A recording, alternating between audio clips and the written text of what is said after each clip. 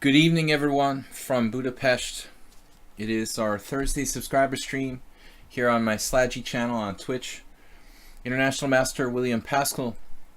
Guys, we're doing game analysis and blitz for the subscribers to the Twitch channel today. So I'm taking mostly only subscriber game analysis and challenges. I've got a list of players to do game analysis for. We will get started with the warm-up game here. Troll in a Roll. Troll in a Roll, are you still a subscriber? You had 2 subscriptions at one point. Alright, I'm going to take Troll's Chess 960 just to get warmed up. Troll in a Roll is playing Chess 960 with the white pieces here. Guys, it's cold all over Europe. We're just talking about that in the stream. On other news, tonight is the, what is it, the Super Bullet Tournament? Prize Tournament? So it's going to be filled with Grandmasters and IMs. I am not participating, not being a bullet player. But my stream goes right up to half an hour before the big tournament, so no stream. You're on the stream, Troll. Yeah, I got some game submissions from Arsenal Fan, Acerbate, Nefidov, Soltigo, and Tushar. I think we might just got one more. Someone sent me for Clash Kid. So that's a whole bunch already. Hopefully we get to all of them. F3, weakening your king position. So what do we do? Okay, I didn't really play today at all, actually. The delay, I don't know. How much is the delay, Troll? I don't think I actually have a clue. A matter of seconds. What is the plan, though? How else to get the bishop in the game, huh? This is a strange move, but I want to be different. You know, I don't want to copycat and play f6. I'm going to try to get my bishop out on h7, trade him off. Caro-Kann style. You almost beat Eric Rosen thanks today to my teachings. I am your shadow student. What do you mean shadow student? All you guys are my students in a way. You're shadow banned on lichess. Is that what you mean? No, just kidding. We're gonna do a pawn grab here.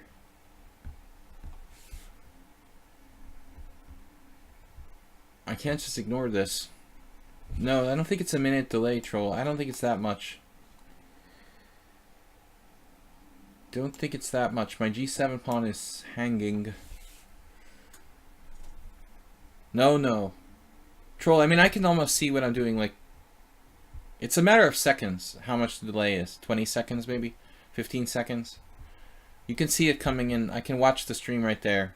It's about 15, 20 seconds, yeah.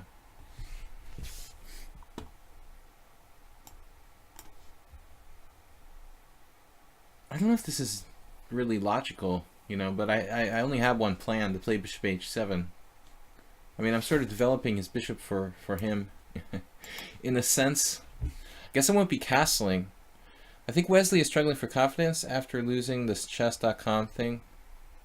I don't know, man. I really doubt people would. I hope people wouldn't put too much stock in anything chess on the internet. I mean, Wesley So has achieved so much in chess. I really kind of would hope that an internet chess thing wouldn't affect his confidence. All right. But the big news is that, like, the World Championship Candidates Tournament is starting, like, at the end of March, which is cool. Wesley, so not handsome. He's so a lot of things.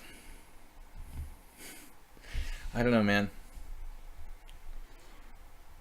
There's a rumor he closed his account on lichess. He was angry. Maybe he's very emotional. I know I am.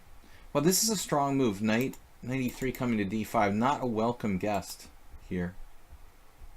What am I going to do with that? What a monster square for a knight. The end of March. Is that not correct? Near the middle of March? The middle of March, maybe. The middle end. Yeah, in like 2 weeks. Well, yeah, maybe a little more than 2 weeks. Okay, not the end of March. I have one of friends of mine is going to visit the tournament toward the end, around the middle end, so the 27th. It starts probably around the 20th. I don't know, the exact day. So it's 8 players, double round. Wait. Is that right?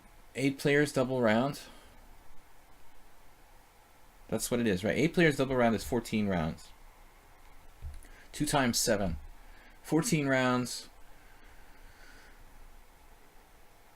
If it starts around the 20th, I'm not sure the exact starting day, but at least there'll be something really cool to keep track of chess-wise. Sneaking my rook. He's sneaking my rook on h8. That was subtle. Just couldn't resist. Now the white queen is a target on c2. But white stands better with the control of d5 and his central control with the pawn on c4. The opening is favored white. The 10th to 28th according to Tushar. Wow, that doesn't make sense. Okay, I guess my friend was wrong because he was like he was going to watch some of the games toward the end, and he was like, "We're leaving on the 27th of March." So he gave me the wrong date. Then it's starting earlier than I thought. That's cool. Yeah, he must have his travel date wrong when he told me that. Okay. Castles. I don't really want to support World Chess by going there and buying tickets to watch the Candidates Championship, but I'm curious to see what FIDE's recent financial problems will have an effect. Probably not, though. What am I going to do with my king now that I can't castle kingside? This looks like a strange move, but I'm going to put my queen on b7. I need a place to put my queen where it can't be harassed. But honestly, I think that white has a significant advantage here. Maybe I missed something there. Knight d4. Crazy move. Too late now. I don't like my game. White has an awesome Marazzi bind here. But I have often said that Troll plays the opening in chess 960 extremely well. This looks like Botvinnik is playing white or something. 95,000 euros for first prize. Not bad. It's like a good online poker tournament. Knight c3 in the old days when there were a lot of players.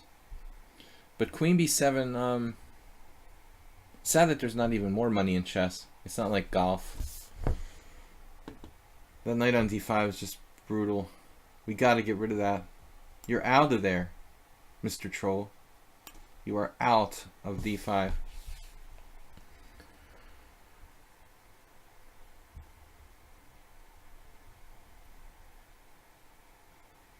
Gotta be careful here. Yuck is like my position.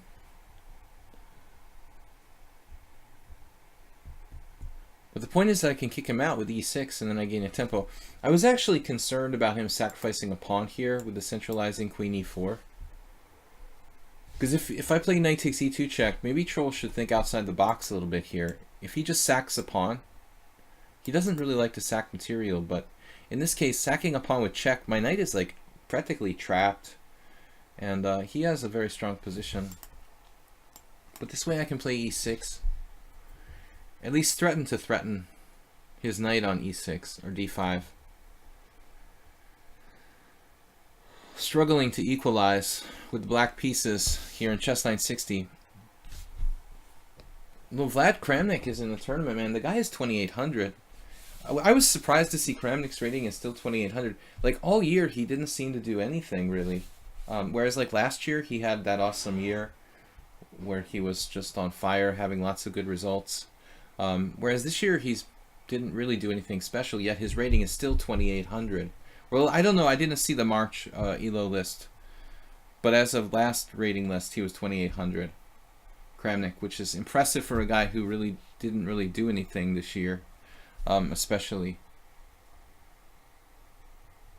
Now what do I do?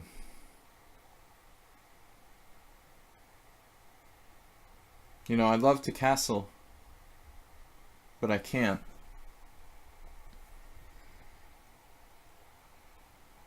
My knight is just hanging out there in the twilight zone on d4. I mean, f5 is a crazy move. Kind of interesting, though. You're heading for b5, maybe. I mean, f5 weakens my position a lot. But what am I supposed to do here? Can't really free myself. I was thinking bishop d6. I guess that's actually not a bad move. What am I going to do about the knight on d4 if he plays knight g4, something like that?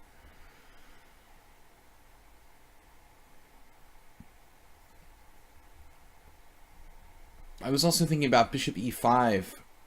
There's even bishop f4, a weird, provocative move.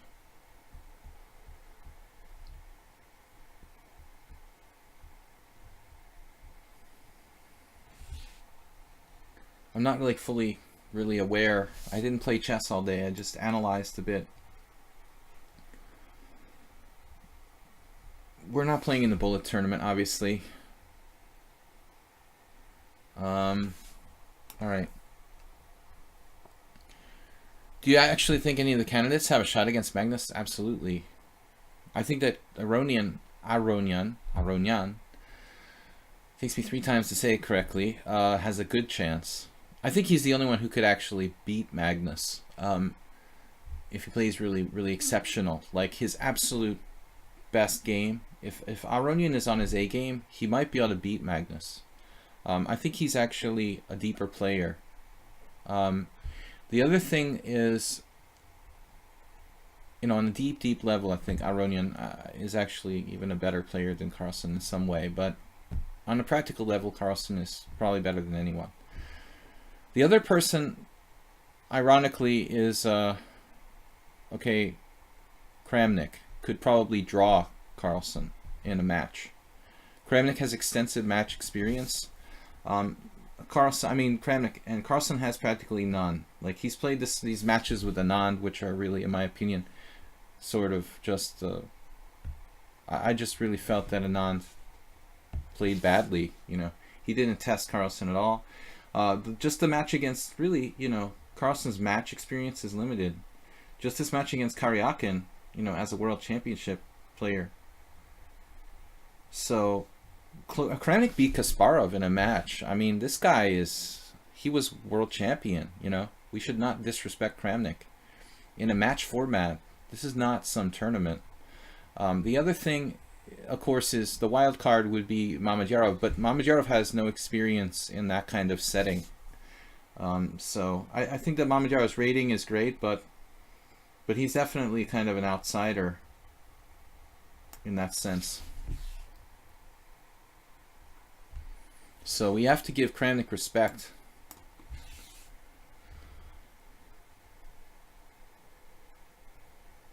I'm still worse because I can't castle normally. I'm just trying to trade pieces here. And if I can equalize, I'll be happy. White's still better. Queen e4. Excellent play by Troll on a Roll. Excellent opening play.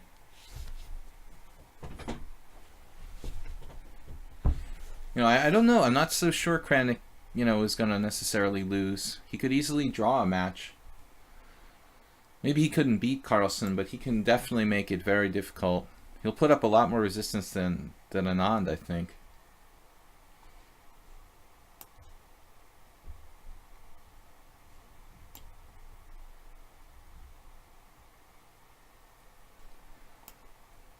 It's almost like I have to castle queenside here.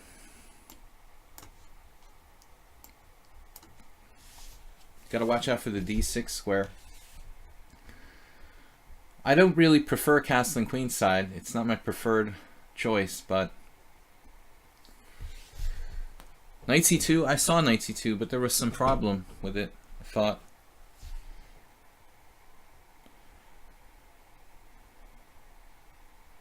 That mouse? What are you talking about? What mouse? My mouse? So, yeah, outsider, you know, Mamedyarov, wild card, but no experience in that kind of format makes it a kind of long shot. So I think I have to vote for... What am I doing here? My f pawn is hanging. Jeez, troll on a roll.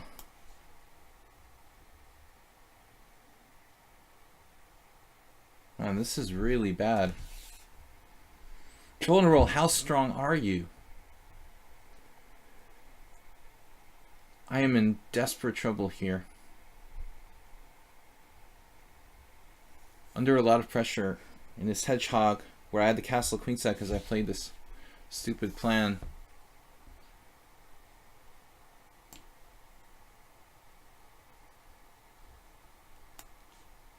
He does 25 pull-ups. Really? Me, Mamedyarov? But Mamedyarov has, it's, you know, you've got to consider the format. Rating, why is Mamedyarov 28-30? Because of tournament play. Not because of match play. You know, it's a different animal, basically.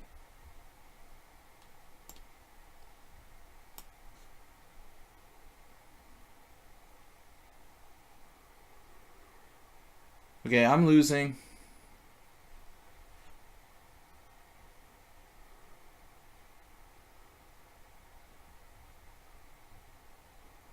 He just played rook c1.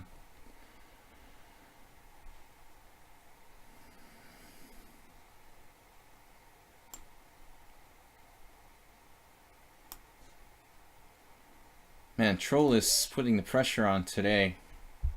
I mean, I thought you could have just won a pawn there with c takes d, queen c5 check, king f1. But I guess it was a little weird.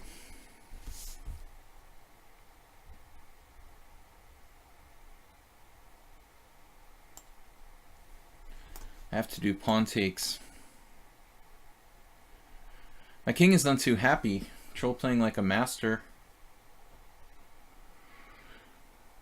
We hope there's no nasty exchange sacrifices, but a7 is guarded.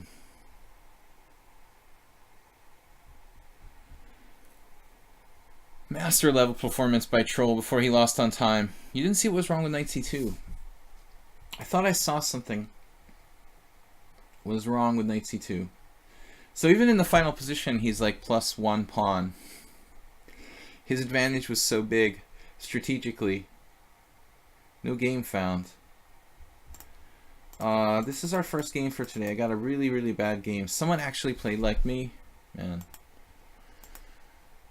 This is a novelty. 96. Theoretical novelty. The other player played knight on d to e6. Which is actually stronger according to Stockfish. Strange. I thought I had one knight on c6, one knight on e6. So much from what I know. Anyways. Troll just played really well. His position got +1.2, +1.5 here. No, there was a moment, like going back a second. I suggested sacking a pawn here. Wait a second. Wait. Yeah, here. I suggested queen e4. I think this is a really interesting move, sacrificing the pawn on e2. The engine doesn't even consider taking that. So Troll, the too materialistic there. But, you know, who am I to criticize the master? He was outplaying me as it is. Okay, I meant to take on... My original plan was to take there. Why didn't I? Because I saw these nasty forks on d6, guys. I don't know. I just saw these nasty, nasty things happening on those squares, and I panicked.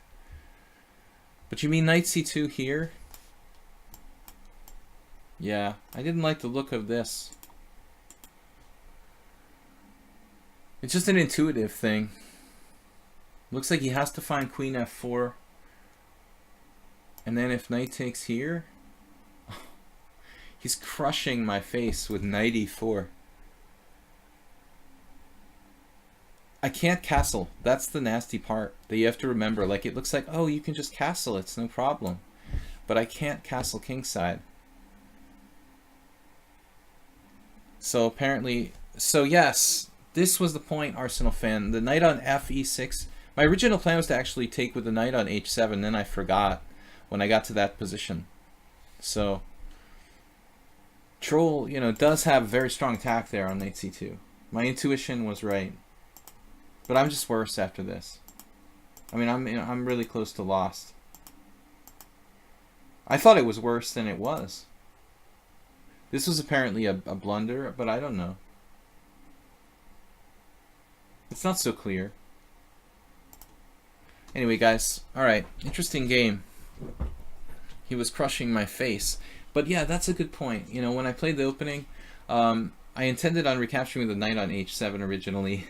And I forgot when I did this, so that would be the idea. To keep this knight here, so bishop h7, bishop takes h7, knight takes h7, and my knight gets to go to f6, so it sorts itself out. But I mean, if that's the plan, then I think I would actually go here, probably. I have to defend, no, the problem is I have to defend g7, so that's why I have to go here, then the bishop moves, and then I can go bishop h7, recapture with the knight, and put the knight on a good square, probably, something like that. Alright, even that's not so good. So we got lots of games to analyze. We'll start here with, guess with the list. Ananas, what? Maybe you can say something to the opening? What? Okay, Ananas sent me a game. Pineapples. Troll and a roll just... he just likes to lose on time. I think he gets a certain thrill out of it. He's like a masochistic tendency or something. He enjoys losing on time. Alright, first of all, let's get underway with the game analysis. Nefedov, here are the games. Nefedov was first. He sent me in advance. It's a lot of messages. Alright. This was the game he wanted me to analyze, guys. Soltigo's game against the Stockfish level 8. Soltigo will probably be surprised. But this is Soltigo playing white against, and my chair is doing crazy things. Again, I got the new chair, but it's not put together yet. So thank you guys for supporting the stream, making it possible to get a new chair, but it's just not assembled yet. That's the job for the weekend. Alright, but thank you for the support, guys. We got donations to support a new chair to stream in, and I have to assemble it. I'm really not into assembling furniture, but I will manage to do it this weekend. So thanks again for the support with donations. We had some generous bit donations from San Diego, California, Clash Kid as well this week. You guys can see the big donations in the bits and PayPal donations as well. So thanks so much, not only for subscribing, guys, but for supporting the stream with PayPal donations. So Soltigo playing white. This is a really awesome game. His masterpiece against Stockfish level 8. I know, Troll, I agree with you. I also don't like to make moves that are bad. That's why I take so much time. Maybe that's why you like my stream, because I also, you know, like to take my time and make good moves, you know. I don't like to be rushed when I'm eating my dinner either. Maybe it's related, I don't know. Alright, but anyway, guys, this is Soltigo. Soltigo said he would be late today, so I don't think he's here. Hey, what's up, Move 11? He's not here yet. Bishop's opening against computer, but he plays... This is like exactly against all that I've ever really, you know, learned in terms of like modern methods of playing against computers. In general, like, you're not supposed to like play tactically against computers. You're supposed to play like a very closed strategic position, which like reminds me of a joke that Roman Gigiashvili told me, and I probably told it on the stream, but it was a long time ago, so I'll repeat it. So Roman was playing in some tournament in the late '80s with the late international master and maybe posthumous grandmaster, I don't remember, Igor Ivanov. And Igor had never played a computer, and it was like 1986 or 87 or something, and they were testing these computers in some tournaments, maybe later, like 89, I don't remember, but Igor had no idea, and he got paired. They had these computers playing in like the US Open or some big open, and Igor got computer paired with whatever, Deep Thought, or maybe it was like High Tech or something, one of these like Hans Berliner computers from Carnegie Mellon University. And he asked Roman, I play with computer, what do I do? You know, and Roman was like thinking about it, you know, thinking what kind of nasty trick he could play. So some of you probably heard me tell the story before, but so he says to Igor, he's like, Igor, it's very important that you understand computers are very bad in tactics, but very strong in strategy and positional play. So you have to play very tactical style game. And Igor just believed him, you know. And so he went and he like started sacrificing pawns, and then he got crushed by this like 2350 computer. But that reminds me of Soltigo's. It reminds me of Soltigo's approach here. You know, he's basically doing the opposite of what, you know, most modern players would do against the computer, trying to open the game, playing tactically. But on the other hand, what's interesting about it is that in the old days, you know, in the really old days, when I was a dinosaur, you know, when there were dinosaurs and I was a little kid, the first chess computers were around. I think you could actually beat them by calculating over the horizon, you know. So there were many cases of computers losing tactically. Pieces trapped in the corner, they didn't see over the horizon, they wouldn't see it, would get trapped, stuff like that. Also mating attacks where they just didn't see over the horizon. And it's called like the horizon effect. And it's actually, this is actually what happened in Soltigo's game. This stockfish here, it almost seems like it had like an 80s computer kind of, some sort of 80s computer horizon effect going on. It just didn't understand, it just didn't calculate far enough. But anyway, this is a really nice game that I'll share with you guys. So this is the Urasov gambit that can be reached not only by the bishop's opening, well, I mean, yeah, this is basically often played against the Petrov as well. So we can play bishop's opening, or we can play Petrov and play, you know, like d4 and bishop c4 against the Petrov. So there's two ways to reach this gambit, at least. Queen takes d4. This is pretty nasty, actually. I was sort of scared when I played this in a couple of games with Black online. Black has to be very, very careful. Apparently, like, this is all best moves for both sides. Rook he1. I think I probably played this one or two times, like on ICC years ago when I was playing the Petrov on a regular. Well, like Derndatch says, the King's Indian attack is best against computer. Well, the general philosophy is that like closed systems are good against computer. As I told you, Derndatch, I was, you know, working with Roman a lot, and he developed a lot of anti-computer systems. In many cases, like that involves playing kind of closed lines, and the King's Indian attack would fit right in, you know, in that kind of idea. But so castles, Queen h4 there, normal. This is technically a new move, but I mean, nobody at the master level really plays this gambit. Apparently, we probably find games in. We'll find games in lower rated games. There's a book by, let's see, it was Haag and Farintosh was what they claimed. I have this book on my shelf at home. It's the Petrov Defense by Haag and Farintosh, published by like Batsford. But apparently this book was all like Tot Laszlo's analysis. And he's a Hungarian IM who's lived in Italy for like the last 30 years and recently moved back here. But apparently like Haag stole all of his analysis on the Petrov and then like published this book with like Farintosh's name on it with Batsford about the Petrov's defense. I don't think like Farintosh even plays the Petrov, which is really weird. But anyways, so that book has analysis on this variation. I remember like studying it, and like there were just a few lines where black is just okay if he plays like very, very perfectly. Here's a game where Igor Namkin in Italy was there playing the game. Maybe it has Tot Laszlo's analysis, I don't know. But bishop d3, queen d6, queen h4. Not Tot Laszlo, I call him Tot Laszlo. Sorry, it's Tot Bela. Tot Bela, not Tot Laszlo. I knew there was something weird. Tot Bela is a Hungarian IM. He's a strong Hungarian IM who lived in Italy like for 30 years and then returned to Budapest recently in the last couple of years. But Tot Bela, I beg your pardon, Bela, but I never actually met him. But anyway, he wrote the book, or he didn't write the book, on the Petrov. But anyway, this variation is very critical. H6, this is like walking into the attack, you know. This is a totally intuitive sacrifice by Soltigo.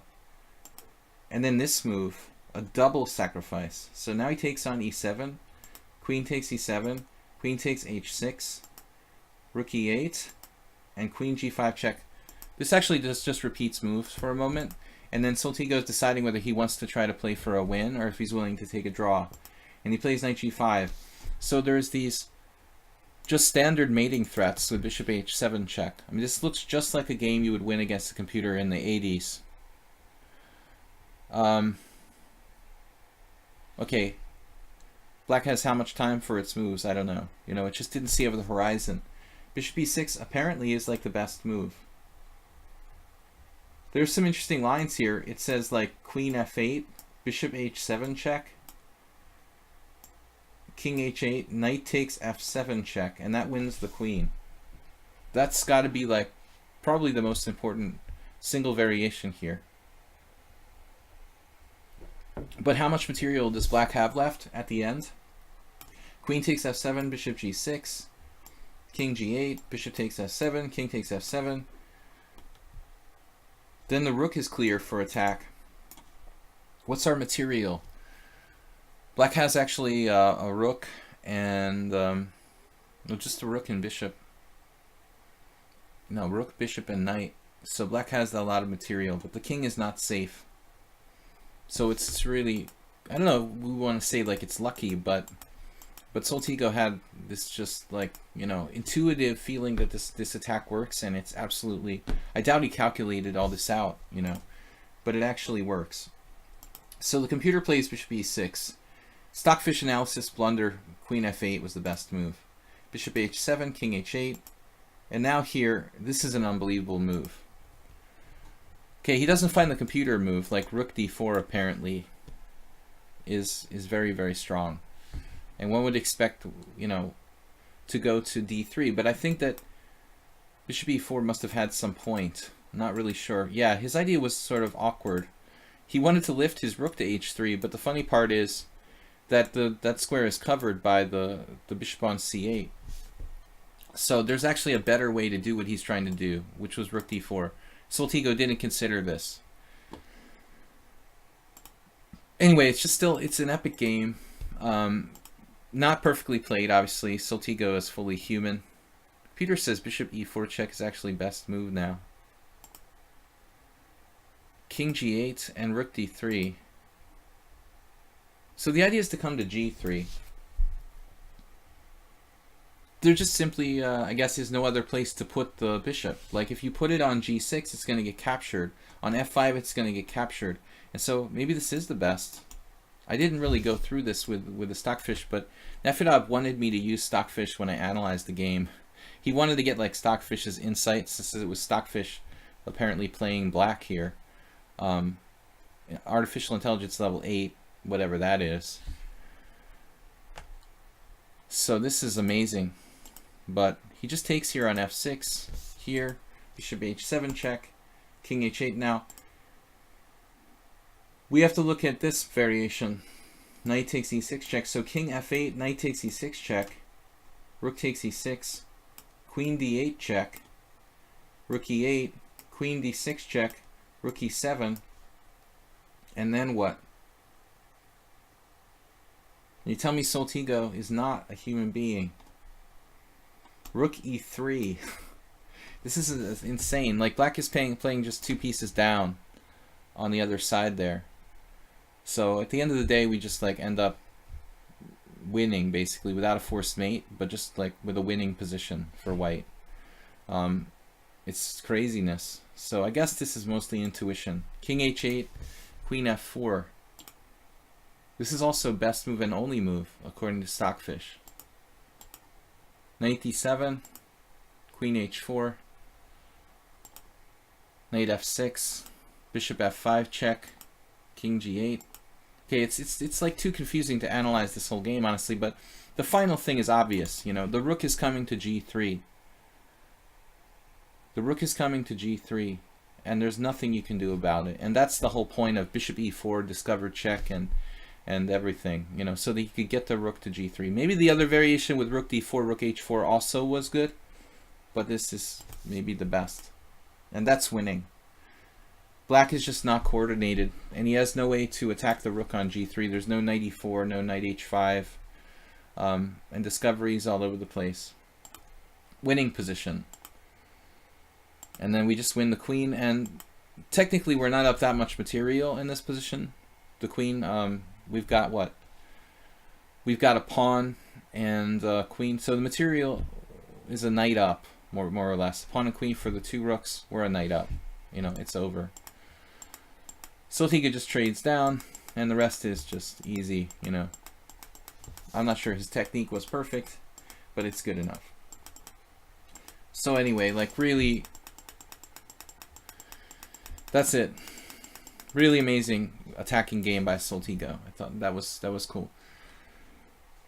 Let me take one of the challengers again. I want to thank you guys for joining me and subscribing. He had 7 cent upon loss in that game. Which was this? I don't know what game you guys are talking about. Alright. So normal chess against Tushar Kamde. I'm not going to play the English. You played really well the last time I played the English opening. You played the Spanish last time. Oh. Alright, I've got to try something new if you play the Spanish again. Guys, we'll try to get to the game analysis I can do. But I've got to try to do them a little faster.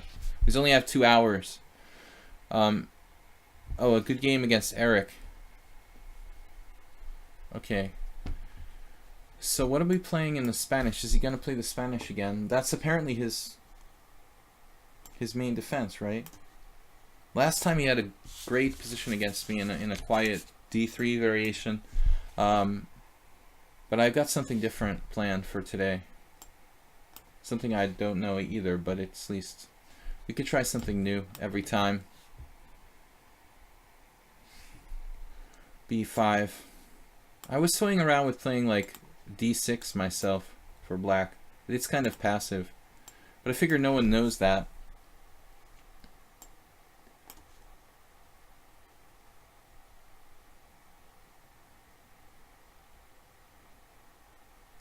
I haven't studied anything here too deeply. Oh, that is Soltigo here. Okay. You've been smashing that gambit line against Stockfish for 2 weeks. So you've done a lot of work on that. Bishop g4 right away. Okay, I was not prepared for this. This is not really considered a variation. I think that the main problem is that it's not even good in like the Joko piano, but honestly, you know, when you played b5 and a6 on the queen side, those pawns, you know, and the squares on the queen side are weakened. So I just don't think that it makes sense to play bishop g4. Like, you kind of need the bishop over there to guard the white squares and guard that pawn chain.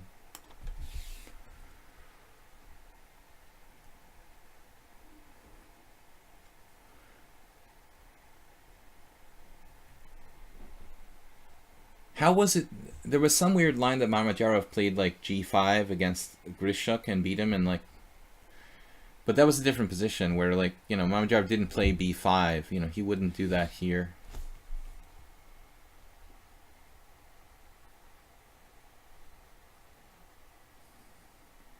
I mean, I would think that a4 is a good move. among other things. A4 has got to be a good move. We're trying to take advantage of the white squares on the queen side.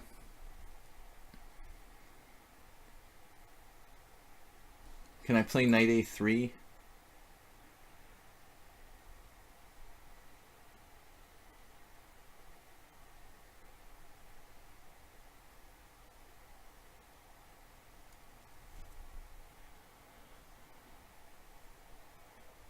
I guess we can play some sort of simplistic.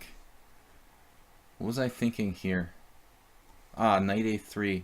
But if I play knight A3, actually has B4 winning a piece. Not quite. I'm not sure this was such a good idea.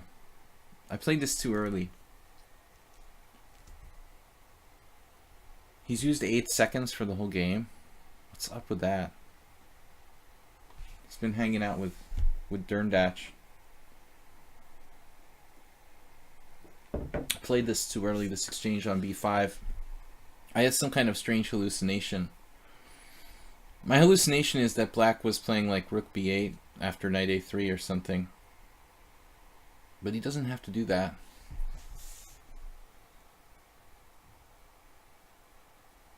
Well, I guess now I'm committed to this. Why he's playing so fast?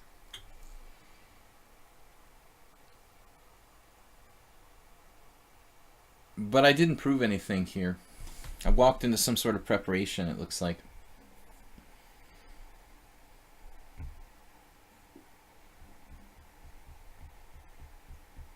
Maybe it's not bad for white, but it looks kind of bad. Misplayed this position very badly.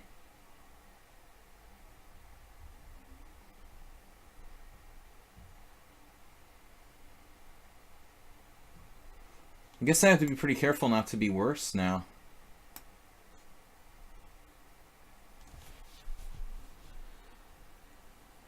He's played the whole game in 29 seconds. Well, at least that'll save time so we can do more game analysis. What is going on here? Knight C4. Well, he's just going to take on F3.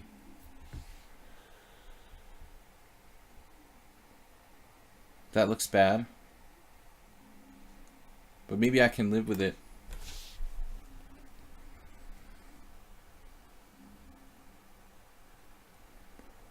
Can live with the doubled pawns. Why is Tushar Kande playing so fast? Like it's bullet.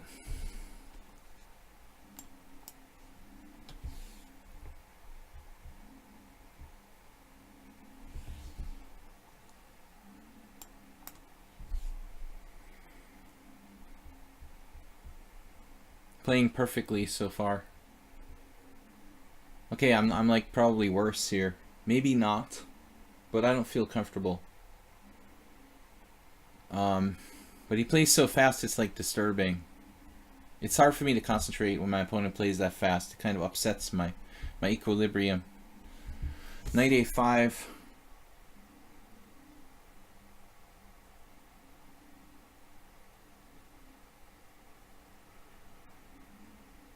Knight A5, huh?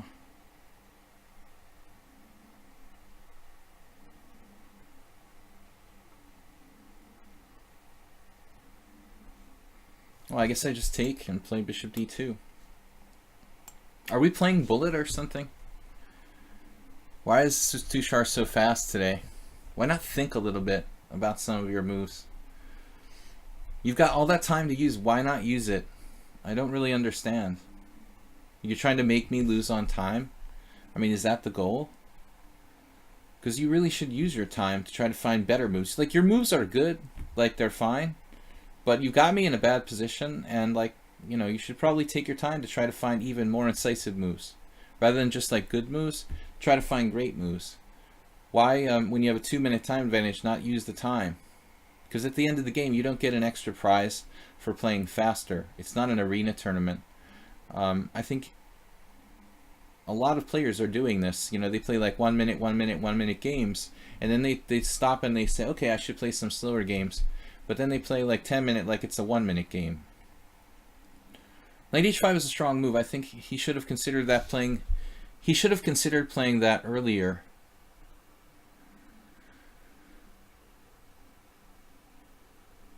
Here,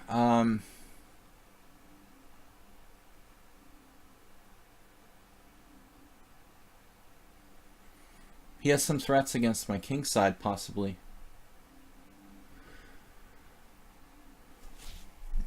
Which I was concerned about initially.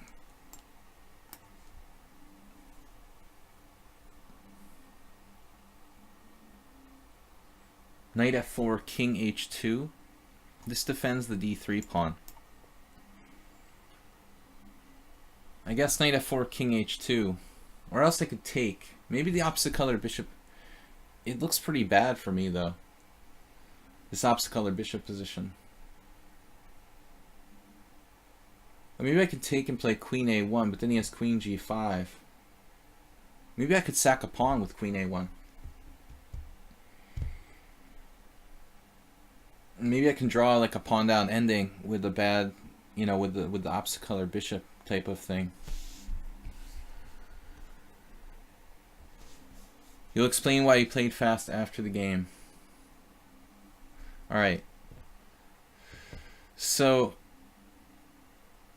I'm a little concerned about h3 here, but it seems like I could take the time to defend it.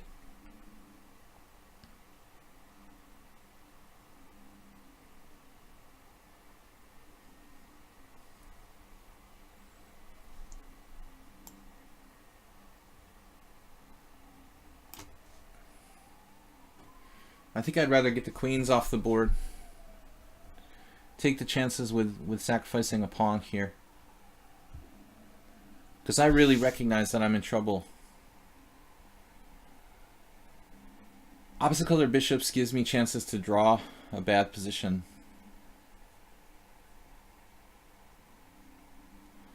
This is a absolutely surprising variation for me. I wasn't prepared for bishop g4.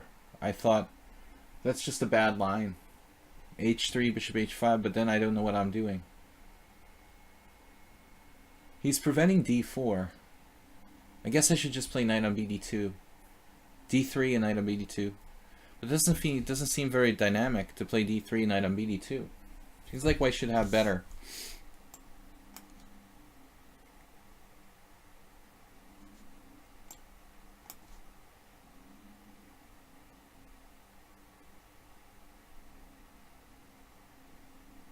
So I'm just hoping to draw this position.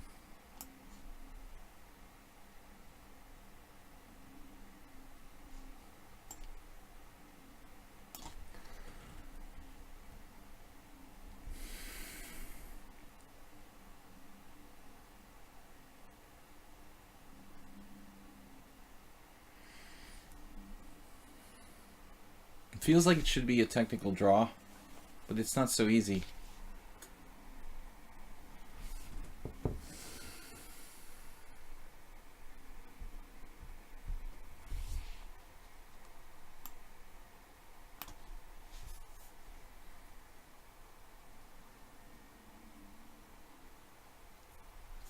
Opposite color bishop ending.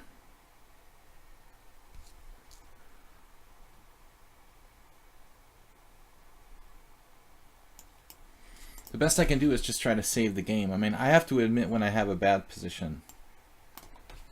I don't think that g5 is necessarily the best move.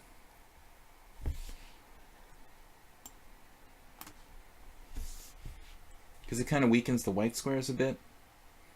But objectively, it probably doesn't matter. I should be able to draw this. The pawn down, opposite color bishops.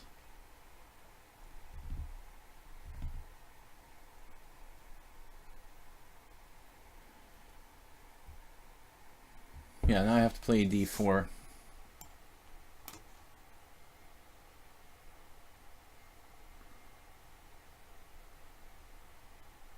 Before he has time to play like bishop a5.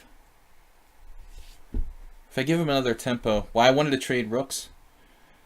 I'm afraid I might be worse if I don't trade rooks, honestly. I didn't see another way for my rook. I mean, I would just look at the position like I'm worse, and if I trade rooks, it's like an easy draw, or a clear draw. If I don't trade rooks, then I'm not so sure it's a clear draw. Opposite colored bishops and rooks, a pawn down, oftentimes are lost. But if it's just opposite colored bishops, it's usually a draw. I've seen so many examples of losing with the rooks on the board. But this is just a draw.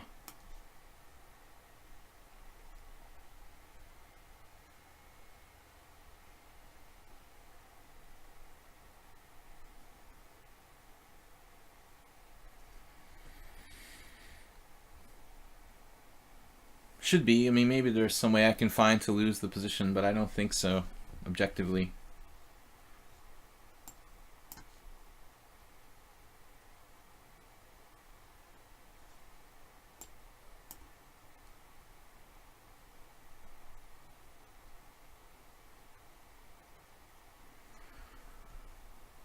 Not very exciting.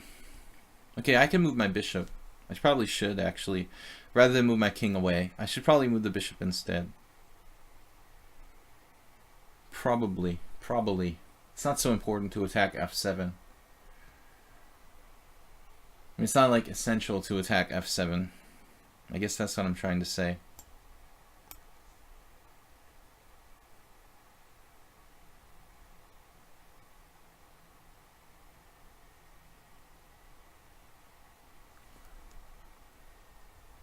He's not going to be able to make progress on the white squares.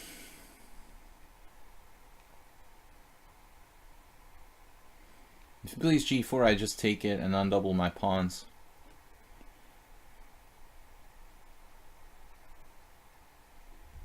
But the opening was very badly played by me. First of all, I played... Well, a4 is, like, debatable.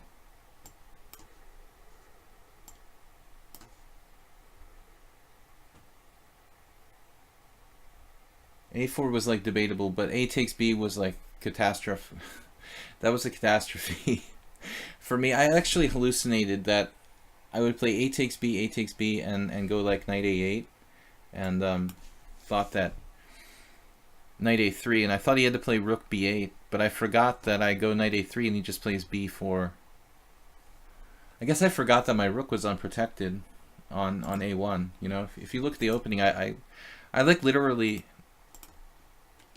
I literally thought, like, here. I'm supposed to play D3, apparently. I played A4, which probably isn't bad in itself, but now this is just... Murray Chandler lost against Nikolic. I mean, A takes B is just, I think, a bad move. So, good variation. You took me out of book there. I was supposed to play... This g4 is interesting, though. That's probably interesting. But d3 is normal, apparently. Bishop g4, a good try to confuse the issue. This looks like a really bad move. A takes B, A takes B. Knight a3 may be making it worse. Chandler played d3.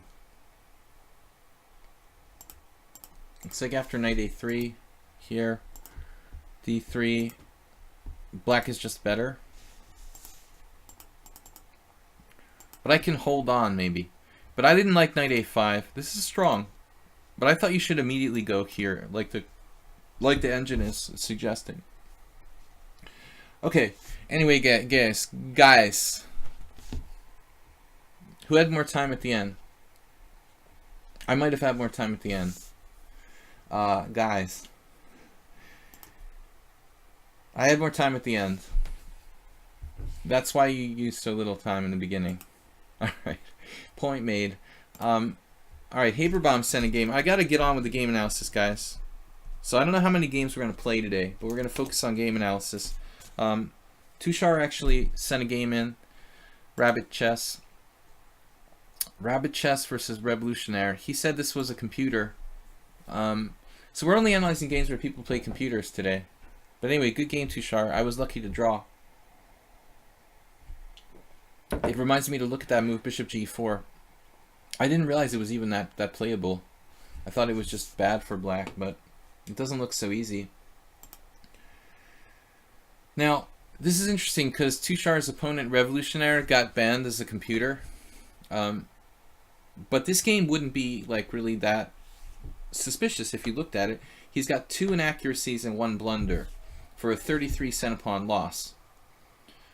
But, you know, I mean, white always was better. If you look at the graph, he's always better, always better, always better, and it just kind of grows. You know, like if you look at the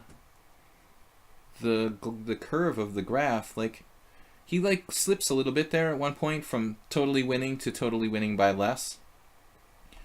But you know, who knows? Maybe it's like a human who was cheating, and he you know, he wanted to make a few inaccuracies to make it look like he's not a cheater. But I'm not sure he was cheating in this game, but it's very possible. Anyway, his account was banned. This is Tushar's other account, and let's look at it. You know, let's flip the board and look at it from Rabbit Chess or Tushar's perspective. So he plays G6, white plays Bishop G5. I mean, it looks like, you know, Gada Kamsky was playing white in this game, basically. Bishop G7, Knight D2. This is a standard Kamsky opening. The Tory attack against the King's Indian. So after this, I mean, I normally personally play D6, but it's a matter of taste. I mean, there's nothing wrong with Tushar's D5. You might want to look at some Smyslov games. I think he has at least one in his selected games. But it's not an Averbach, okay? Averbach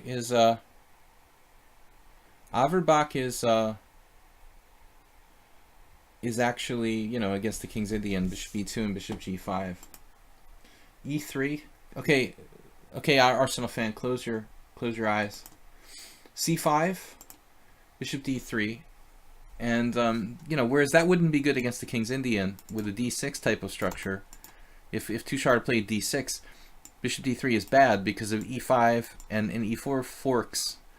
Bishop D3 is considered playable against this D5 type of structure, but I'm still not sure it's necessarily, you know, always the best move. Like, look at the statistical score. Bishop E2 actually scores better than Bishop D3 for white here by a big margin. I mean, it's not clear the bishop is good because it actually bites on granite, as they say, on G6 anyway. So who knows? Maybe Bishop E2. If Tushar played Knight C6, you got to be careful they don't grab this pawn on C5. Tushar. I saw this happen. Like a pretty strong player. I don't remember who it was. Just blindly played like Knight C6, and they can take the pawn. And I mean, you better like be ready for that. Like, you know, you're gonna have to like show something here because they can try to hold on to the pawn with B4 or whatnot. So it's more usual. Like Smyslov played B6 probably. It's also possible to play Queen C7, Knight on BD7. Is something wrong with Queen C7? Probably not. Though the C file could open up. It's like a Catalan with reverse colors. Knight on BD7. You know, so this is ambitious, but you are giving him the chance to take the pawn. White scored there. For what it's worth, 7 out of 8 games White won after D takes C5. Hari Krishna. That's not really, you know, too scary or anything. Hari Krishna played it in 2003. It's a very old game. Anyways, something to think about. So Queen B6 looks like a good answer, though. You're basically playing like you're white here, Rabbit Chess, and that's what I was actually, you know, saying to some people a few streams ago, that if people play quiet stuff, yeah, A5 would be... The guy played 50 games and he only lost 1. That's why he got banned as a cheater. I mean, it is pretty suspicious, you know. I looked at the games and he literally only lost once. Probably that guy was a computer, because the one guy he lost to had like 13 cent-a-pawn loss with 1 inaccuracy or something. So it was like computer against computer. Sometimes that happens, and then like somebody has to win and somebody has to lose. So sorry bud, but this time you're losing. But Queen B6, yeah, so if D takes C5, A5 is interesting. I don't know if someone suggested that. Yeah, always A5 is a possibility in that kind of situation. That's what happened. Hari Krishna versus Anna Berdiev from 2003. But it's not, you know, the only way to play for black. I mean, you could play like full-on gambit style, I guess. Gangnam style. You could try e5. This was played in one game against Yemelin. Black has some compensation for the pawn. But maybe, you know, in the future, Tushar, you should just play queen b6 like first, and then knight c6 on the next move. Anyway, your move order was bad. So, queen b6, rook b1, bishop e6. This move, you know, who am I to say this is a bad move, you know? It's kind of an unusual move. But it's not really bad. I mean, you connect your rooks. It's not like you can get attacked with knight to g5. It controls the center. It kind of gets out of the way. I think it may not be that bad of a move. The more natural moves are, you know, like rook e8, I guess, to play for e5. I'm surprised no one played bishop f5 here. Oh, they did a couple games. Okay. I actually played with this Indian woman, Padmini. She is Indian, right? Do you guys know her? Tushar? I think it's an Indian woman. I recognize the name. Like a women's IM or WGM. I think I beat her. Bishop f5 looks logical to me, though. I mean, like trading off white's like good bishop. And he's castled kingside, so there's none of this like dumb like g4 sort of gambits or something that I did against Clash Kid in other positions. If I wasn't castled, if white wasn't castled here, you could do that kind of sacrifice with g4. I like bishop f5 though, positionally. Surprised there's not more games of that. Tushar, you lost to her last round of a tournament. Yeah, I don't remember the game now, but I think I beat her. It was a tournament here. Yeah, I think it was actually in Balaton in 2011. 2010. Alright. Bishop e6, b4 is a crazy move. You know? An interesting novelty and very dynamic. Grabbing space. Strong. Yeah, here we have a kind of dilemma. Maybe you should consider, strongly consider playing c4 in this position. You could follow up with bishop f5. Like, seriously, isn't this not a bad version of the previous variation? In my opinion, you get like a lockdown on e4. I mean, you have to calculate things, you know, like takes, knight h4. How am I going to protect that pawn? Maybe my queen's not on the right square, e6. But I'm not quite convinced that this isn't like a solid position for black. You know, maybe white could try something crazy, but I just don't see it. Strategically, that looks like a better plan. Whereas, like what you did, you know, you're just avoiding any kind of danger. You could even take with the e-pawn. That would lead to a really strange position. But I think now your bishop on e6 is suspiciously placed. Well, Tushar, you open the g file. Okay, how do I defend it? But how do they attack you on the g file? I mean, the white king is over there. It's not so easy to go h3 and g5. Like that position we just looked at. You have to calculate carefully. You know, there are situations like in the Stonewall Dutch. I got mated once. Doing bishop f4, bishop takes f4, g takes f4. But it is a main line in the Stonewall Dutch, for example, for white. But you have to be careful, you know. Okay, it's not a low-risk strategy. I think your play was okay. The only question is the bishop on e6. Now, h6, what's our plan with this move? Because I don't like attacking pieces without a plan. What if he goes to f4? What are we going to do? You're going to play knight h5. Is there a better move for black here? Because you're very tied up. No, I'm still vying for bishop f5. Now there's a problem with it. I'm still not convinced that this is a bad move. It's just that your bishop on e6 is really bad. h6 here. Knight's on the side of the board. Bishop g3, trade it off. You have a bad piece, he doesn't. That's why it's very Kamsky-like for white.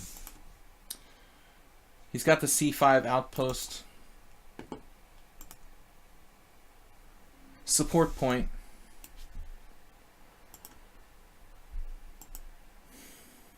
Man, that's nasty. Now he's just threatening to win material. Yeah, I mean, it does seem computer-like for white. I mean, if white was either a grandmaster or a computer, Kamsky could have easily played the same game with white. I'm surprised the center-pawn loss is actually so high. It makes some kind of tactical mistake later, like not playing quite the best move. Here you have the plan of like 98, 96, getting back into the game. But your queen is really, really bad. This is a problem. Just too much space. Yeah, this is bad to have to trade your good bishop for his knight. Then your king side is weak. Doesn't look like he has an easy way to exploit the king side, but okay, let's see what happened here. So you tried d4. Rook takes c8, rook takes c8, bishop c4. And then there's simply no way to defend against the threats other than e6. And your bishop is trapped on g4. The bishop was the story of the game, Tushar. I mean, this was really, like, you started it with bishop e6. That wasn't enough to lose the game, but it's really like the positional thing, that the theme of the game as to why you lost was the bishop on e6, and never really solved its problems. And if we look at the end of the game, okay, he's just winning here. This was his big mistake, according to Stockfish. Like, he didn't play knight b6 instead of pawn takes bishop. Okay, you know, so he could be human, but if he is human, he plays very, very well. So this is equally winning. It's totally crushing. And that was it, just a few more moves. But, you know, we go back to this point where you played bishop e6. I don't think the move itself is that bad. Like, you see it all the time in Grunfeld type of positions. But what all these moves for black here, what are the possibilities? Well, the problem is that your queen actually steals the possibility of a queenside fianchetto. I like, personally, I like these type of plans better. To just play like b6, and you can play either bishop e7 or bishop a6, depending on your personal taste. You know, I think that's another good plan. It's the same as the Stonewall Dutch. All right, guys. I've got like an hour and a half left, so let's continue with the game analysis. I'll play one more game with Arsenal Fan, then I'm going to go to game analysis. All right, one more game, but we've got a lot of games to analyze. At least 5 more. a5 instead of bishop e6. Yeah, I mean, a5 is a move. It's not my favorite move there. I don't know that we need to play that. It's probably playable. Kind of weird, though. Doesn't seem absolutely necessary. Okay. I thought a5 was a good answer to d takes c5 after knight c6. French defense. Yeah, I mean, I think the positional factor that cost you the game, that's the most important thing to think about, Tushar. I mean, aside from any sort of tactics that were present in the position, we've got to understand, what did we do wrong strategically, you know? Arsenal fan said he doesn't want to see the game because it's a computer, but I don't care, you know? I mean, we can learn from it, no matter who you were playing, God or a computer or some sort of hippopotamus or animal. It's not really important. We have the game, we can see what you did wrong, we can learn from it, you know? That's the important thing. Doesn't matter if you were like playing with a snake. I mean, if we can learn from it, we can learn from it. Knight f6. Let's see. All right, we'll play what we know. e5. Obviously, it's more interesting if you're playing another human being, I guess. Next, unusual openings day. How about Berlin defense? Unusual openings for me. Why didn't you ask me to play the London system on Unusual Openings Day? Like, alright. Tomorrow is Friday, so tomorrow, by the way, we're going to introduce Fast Friday again, which will be just 5+3, and no favoritism for the subscribers. Everyone will just play in their place in the queue. Knight c6, okay. So this is a very important variation, according to ChessBase. ChessBase's latest spam email. The French defense classical variation is much more reliable than the winnower. But I think we always knew that. To anyone who's Hungarian opening. Hungarian opening, okay, that's the otherwise called like the Barca opening, right? Like G3, because Benko and Barca played G3. Is that correct? Because you're not talking about Hungarian defense, right? Some people say Hungarian. I mean, the Hungarian defense is a much more classically named opening. Bishop e7 against bishop c4. No, but I think that Derndachi might be talking about, you know, some places labeled, G3 is labeled as Hungarian opening. Because of Benko and Barca. Those Hungarian GMs in the 60s who played G3 a lot. There was a whole Laszlo Vadas, some others. There were 5 or 6 Hungarian grandmasters in the 60s who played a lot of hyper-modern stuff. So somewhere along the line, some on Hungarian defense, some online database decided to name it. I'm going to get out of here with knight d1. Well, I think it's made up, you know. It's a made up concept to call. I don't think Hungarians called G3 the Hungarian opening. I live in Budapest, you know. I never heard a Hungarian call like 1G3 the Hungarian opening, but I have seen it in Western publications called the Benko opening and the Barca opening. Therefore, some had a brilliant idea to call it the Hungarian opening. But I'm sure they were a Westerner. Here I don't think that people even have a name for it. Right. Well, I think in some circles people call it the Benko. Why? Because did Benko have a game against Fischer? Or why is it so famous that Benko played 1G3? You know, he's certainly like not the first person to ever play 1G3. Why is that? Is it a game with Fischer? Because I really don't know.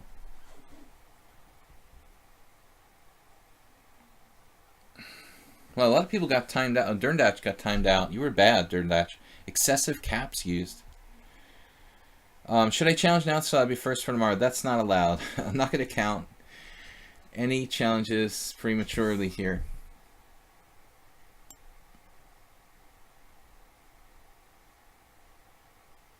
The battle lines are drawn.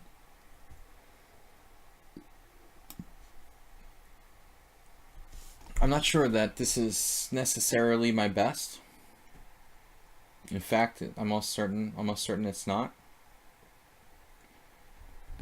Maybe I should have played G4 and then on H5 played Bishop H3.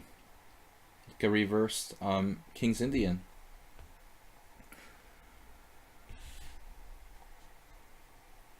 Probably end up like losing a tempo or something. Whatever. We're going to end up losing a tempo.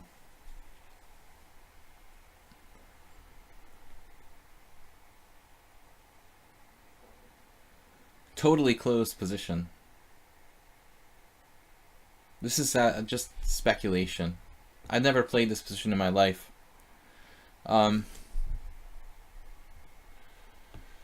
Even in the day Benko complained, his name's used wrong, other people not playing the subtlety. You just looked up Hungarian chess because I have some Hungarian descent. Only came across Hungarian opening, though, for the first vids on YouTube. Wow, this is an interesting approach. He's just going with just these pawn moves. How am I going to deal with this?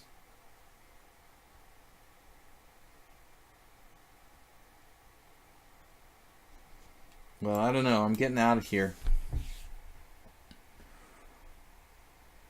Just pawns, nothing but pawns. I guess I can play c3 a4, a3, and then we just live with it. This is one approach. I'm not sure it's the best approach, but it's an approach. The other approach is not to move any pawns, which is more like the classical approach to this kind of pawn storm.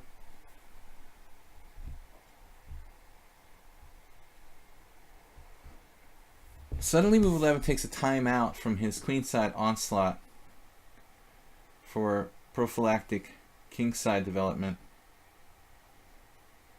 I was surprised to see that. Like, he doesn't want to see knight h4 or something, because I started to think about playing f5. I started to think about playing it as a gambit or some sort of sacrificial idea. I mean, I could play it. Takes, and then what? Bishop g5?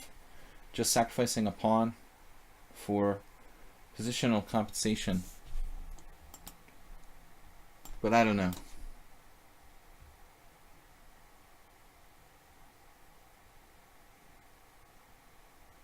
Just, it's a fast game. I mean, 7 minutes seems like a lot of time, but it's basically a glorified blitz game. I take too much time generally. The only player in lichess to have a winning score versus Penguin, who is? But I missed, like, who is he? Carlsen.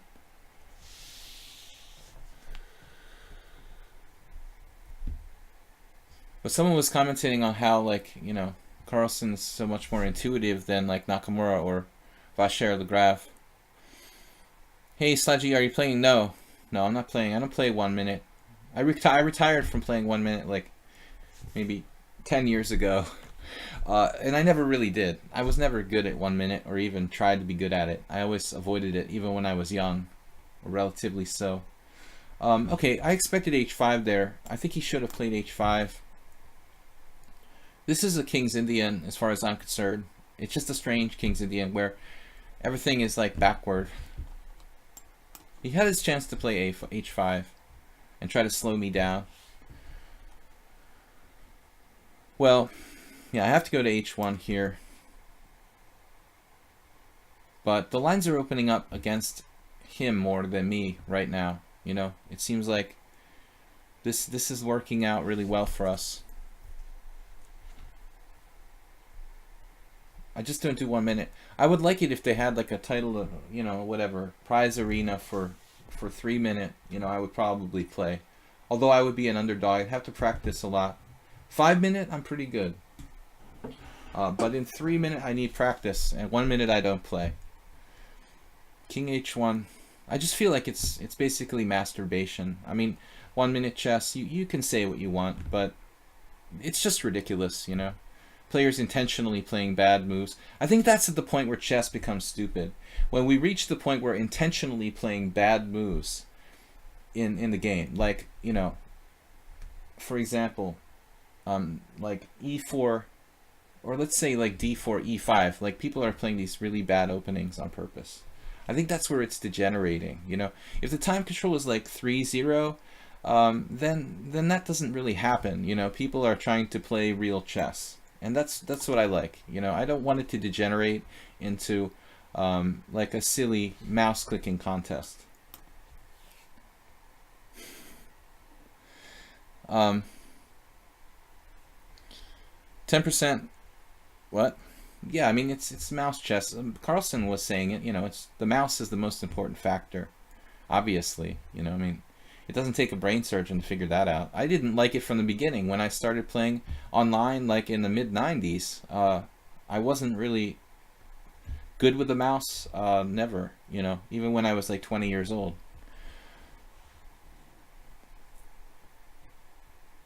Rook g1.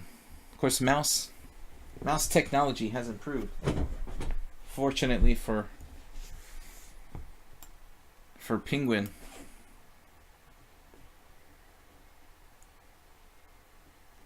Queen c7. This looks really bad for black. No immediate devastating blow. I think like f6 is interesting. Knight g5 is interesting. Rook g7, maybe that's the move. Attacking the base of the pawn chain with additional threats. Coming to a theater near you. Yeah, another shots fired. No, I mean I'm just dissing 1 minute chess. It's nothing personal against like Penguin. Alright, now I have rook takes f7. The devastating rook takes f7.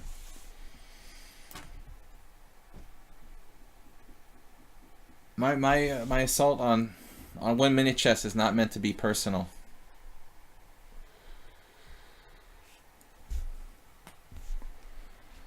So, what do we got?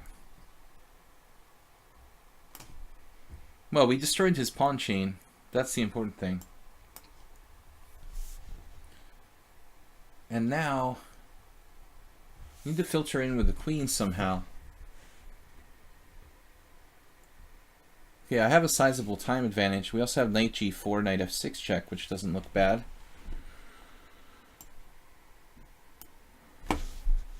You know, he wanted to play queen f7, but this sort of bottles that up. We have all sorts of nastiness. It's kind of hard to get my queen into the game, though. But strategically, the game was lost. I think when black didn't play h5. I think my setup might have been even like questionable because of that whole thing. Like,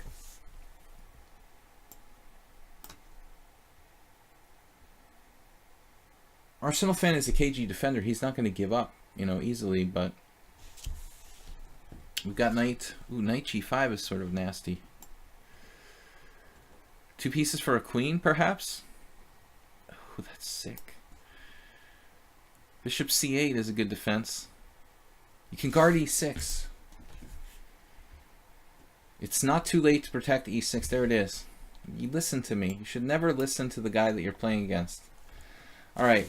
Now that's enough entertainment for today. Let's go back to our game analysis, which is the real feature for today. I've got Soltigo sending in Clash Kids game. That's last. Okay. Actually, the next on the list. I'm losing track of the order here. So Asterbait was before Arsenal fan. Asterbait, so they are going down. Why do I have Soltigo first? Okay. Soltigo was first. Alright, Soltigo, he got 4 games. I'm going to pick one at random to go over. I'm just kidding. It just sounded like a good thing to say, Arsenal fan. But it's just ironic, no, that you also played Bishop c8, which I didn't say that because it was a joke. I mean, I said it because it was my first idea for you to defend, and I was like, oh no, that's mate in 1. I won it for you, and I was analyzing, what do I do if he goes Bishop c8, you know? So it was a natural move. Goring Gambit declined. Nimzo Indian. Yeah, let's go with that, man. I like the Nimzo Indian. Let's pick an opening I know something about. No, but Arsenal fan, maybe you should have just continued. You know, maybe you shouldn't even play Bishop e7. Maybe you should just keep going with those pawns, like a4, a3, before even doing anything else. But definitely when I played Bishop h3, g3, g4, you have h5 there, which is critical, probably. And then, like, I probably have to take on h5, and then go Bishop g4. And it's like a bayonet attack against the King's Indian on the other side of the board. Guys, I got about an hour and 5 minutes left for the stream. After that will be the Elite Prize Tournament or whatever at 10 o'clock. They're just waiting for me to finish my stream. So, Soltigo is playing black in an opening I know, the Nimzo Indian. Dude, this isn't a Nimzo Indian. What the heck is going on here? Wait a minute, wait a minute. Did you send me the wrong name again? Dude, that's not a Nimzo Indian. You sent me the wrong game again, or you just don't know how to name openings? This actually becomes a Nimzo Indian. What? Wow, how is that even possible? c4, knight f6, knight c3, d5. It becomes a Nimzo Indian. That is ridiculous. d4, e6. I thought it was the wrong game. Knight f3 and bishop b4. That's so funny. I was like, it's the wrong game. Queen a4 check is my favorite, but I don't necessarily think it's the best move. It's actually not really that popular with the top players. The top players all play like bishop g5. That's very popular. Dreyev found a way to like lose against Carlsen with that at the World Cup. But he played some bad move. Also c takes d5. e3 transposes... e3 is the only like true Nimzo Indian. You know, this description of the opening is actually wrong. Alright, bishop d2. What is that? Who are you playing? Dust Cusco. Wow, Aronian actually played this in Nakamura as well. Wow, a lot of guys. Vidit, Fedoseev. But I had the feeling this must have been... Dude, this had to be like a transposition of moves. You know what? I mean, didn't these guys go like bishop d2 first? I'll bet you, like, in most cases, this wasn't the order of moves. For these games like Aronian versus Anand, Nakamura, Aronian, Vidit, and Fedoseev, probably it started with this, you know, whatever you want to call it, Aliekin's variation, like forward bishop d2 against the Nimzo, the specialty of the Peruvian self-taught grandmaster, you know, Julio Granda Zuniga. So bishop d2 against the Nimzo, then black plays like d5, and then white plays knight f3. I would think that would be more often, you know, like played, but who knows?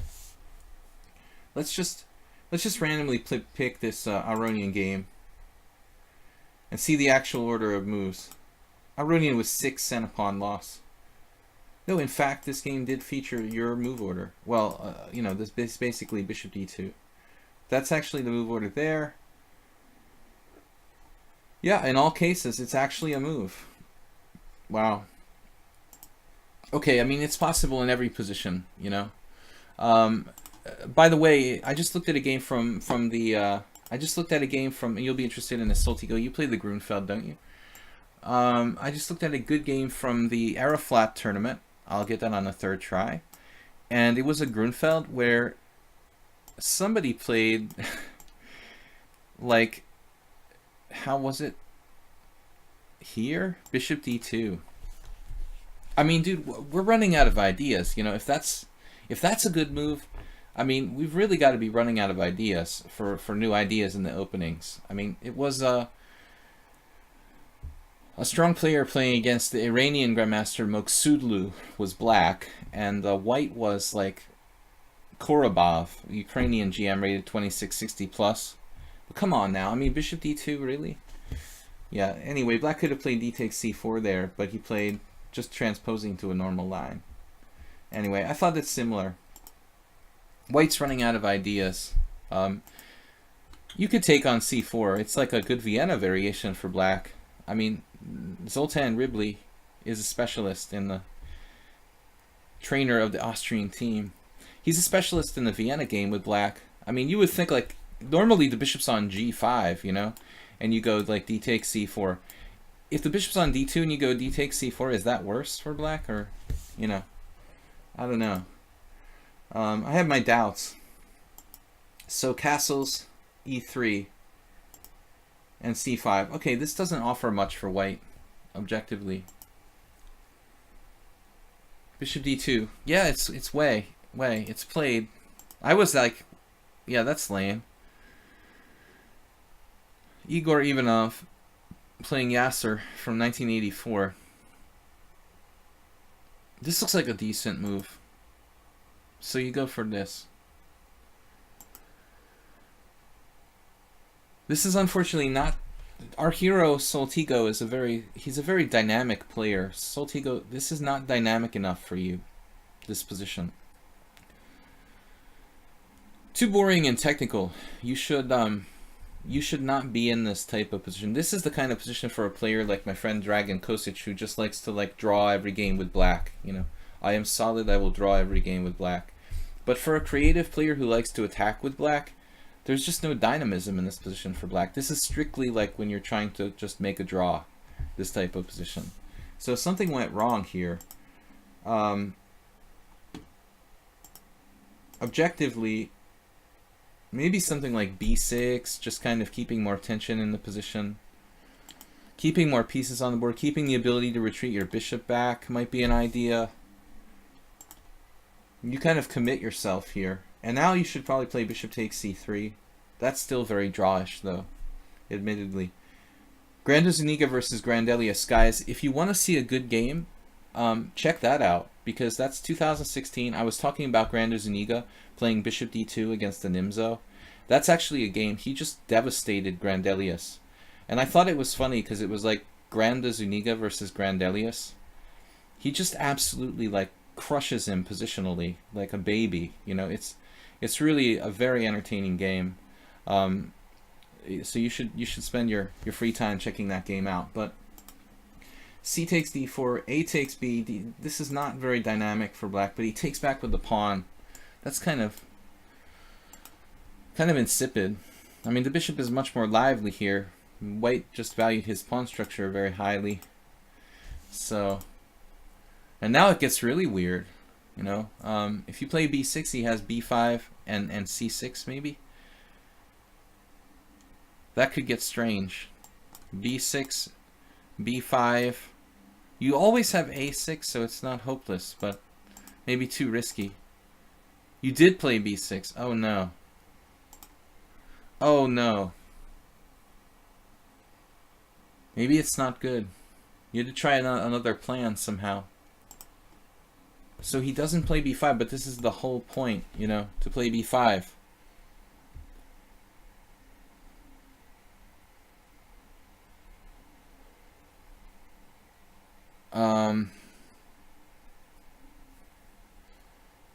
Can you, yeah, this, I don't like the look of this, man. He gets a protected passed pawn on c6, and if you could play a6, it would be alright, but he has like another one to come there.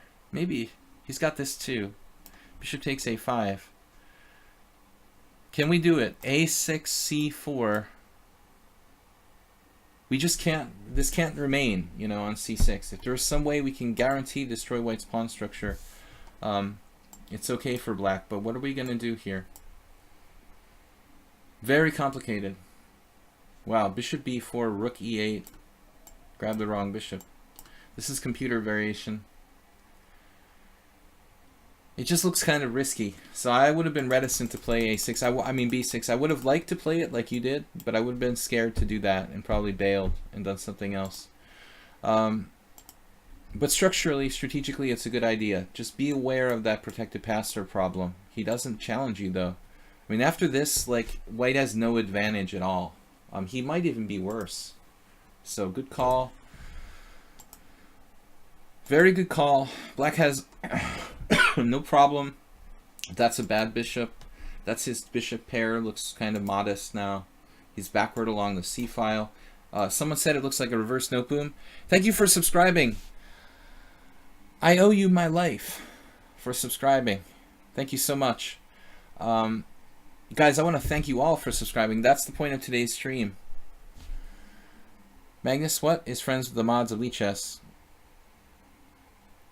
Lichess is scamming people by letting Magnus play in Title Arena? No, dude, he donated his whole prize back like last time. I mean, that's kind of cool, you know? I thought really generous of Magnus to donate back the prize to lichess. Rook fc8, knight d4, knight e5, just owning the c4 square. So somebody's paying attention during my streams. Yeah, maybe you could play a prophylactic move here with like knight e7, but it looks a little passive. Guess there's no time. So you have knight e4. Okay, you have knight e4 stopping knight c5. You can circumvent his interference theme here. Anyway, I'm taking too long on each game. a5 is a good move, structurally.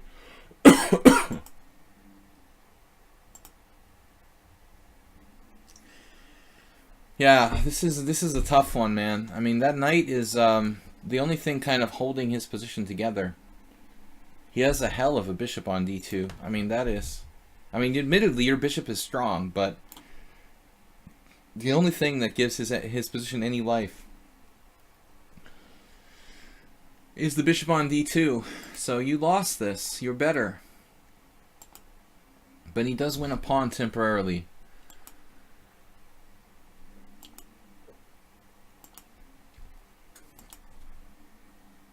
bishop lives. So now it's close to equal, but he's sacking a pawn to do that. But man, take care about that a pawn. You have to take care about his a pawn. I don't know. You know, be careful with that. Soltigo not taking material. Now he takes it. But the pawn became strong and the bishop's protecting it on a7. So that's kind of scary. Yeah, he's not thinking deeply enough here. Both of you guys have a lot of time. 8 minutes against 7 minutes. That's a very dangerous pawn. The computer's suggestion is like f5, f4 only plan. The only priority here is to get rid of that a pawn, and if there's a bishop on e3, he's got protection to a7. So I guess this is a double-edged idea to play f5, f4, f3, get kingside attack, and but according to the engine, white's even better here. I think you ignored his a pawn too much, Soltigo. To be honest with you, I think that you underestimated the danger that pawn posed, and that's why you lost this game. I mean, you were too optimistic, and you really just didn't have enough sense of danger about the outside pawn, how dangerous it really is. You came with the f5. Rook b8 didn't work. You got some counterplay. What's this? King f7. Goodness, that's a strange move.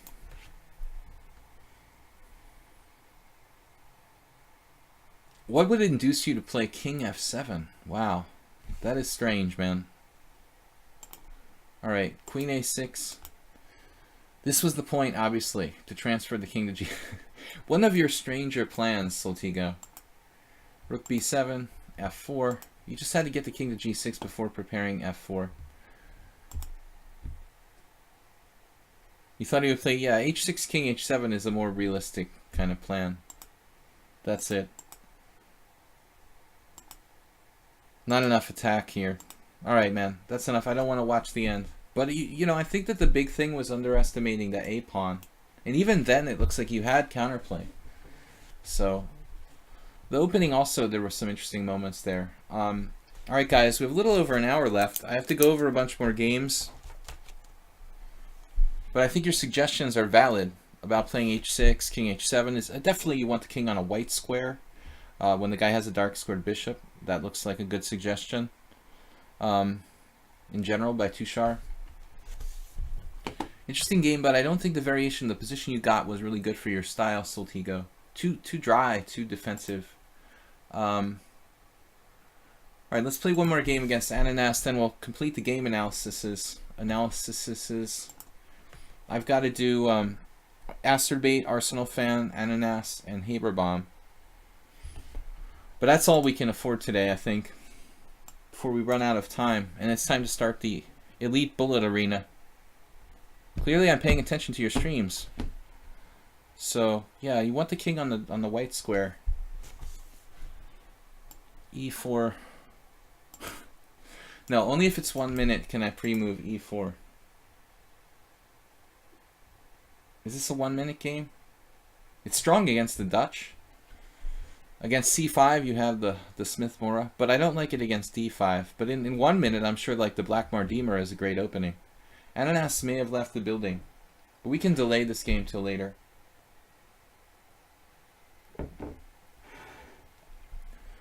Let's just abort it, and you know, he can get back in the list. There's only 2 players, and I'll take his challenge first if we have time for another game. But I don't want to waste time. So Asterbait.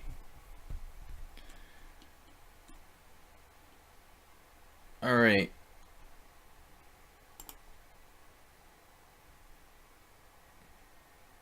Soltigo says, very nice. Asterbait black. I should flip the board. Black against Sapo, 1799 player. Wake up, Ananas. Yeah, he figured there may not be any more Blitz games because I don't have that much time. Once again, guys, thank you for subscribing.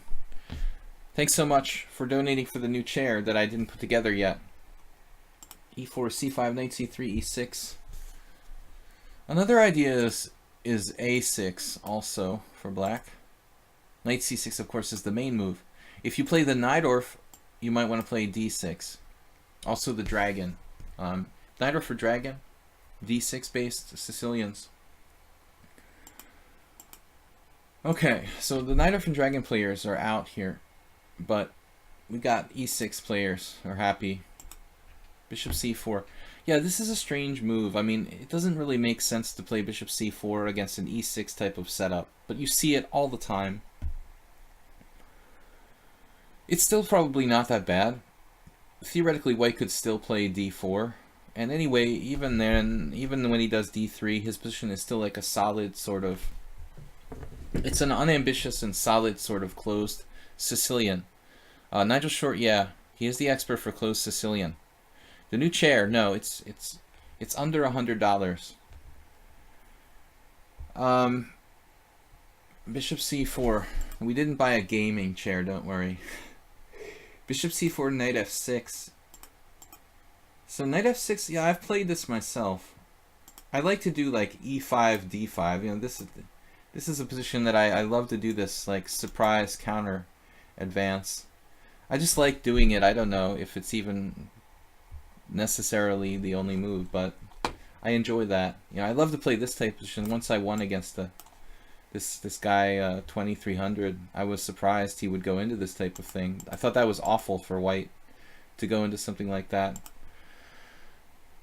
But a3, a6. Okay, I mean, acerbate, I've played a lot of games like this myself where I'll actually not play d6 and play like queen c7, bishop d6, and kind of try to be really creative here with b6, bishop b7, queen c7, bishop d6, and not even, you know, develop traditionally.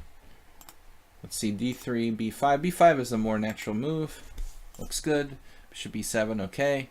You do have to keep in mind what you're going to do in the event of e5, though. I hope you have that calculated in advance. Like, what's going to happen if this guy plays e5? I mean, in a worst case scenario, you could probably play knight g8, but that's not really optimal. So we need to have enough pressure against g4. I mean, e5, Freudian slip. Knight g4, queen e2, or bishop f4. And then the question is, in the event of something like queen c7 or queen b8, how much pressure do we have on e5? And can we like do some crazy stuff like f6 maybe? Check this out. This guy has knight d5 here. That would be a cool line. I really like that. That's a nasty discovery right there. Goodbye queen, or well, close to it anyway. Yeah. So f6 is a little too risky. Apparently you have this move, which would require some calculation. Knight takes d4, c takes d4, queen takes g4, so d takes c3. That looks a little ugly for white, you know, I don't know. But anyway, acerbate, the point is, when you allow e5, be careful that that can't be like maintained. Ananas is back. So h3, knight d4. I don't know about this move, you know. I think that you're neglecting your development here. I actually criticized acerbate for another game where he went knight g4 unprovoked. But I think the best move here is queen c7. You're controlling e5. You're making a constructive move. And we can follow up with the normal plan like d6, bishop e7, castles kingside. Or you can try something like rope-a-dope, like bishop d6, knight e5, and just trying to get like a really strong control over all of the dark squares in the center, basically. Kind of like a Queen's Gambit accepted, where like the bishops will be raking these diagonals. And meanwhile, the white bishop on, you know, what's he doing? He's just chilling there on a2. Thank you very much for the pressure against the e6 rock. This is good for black. So, knight d4, not the best move. You like Moskalenko.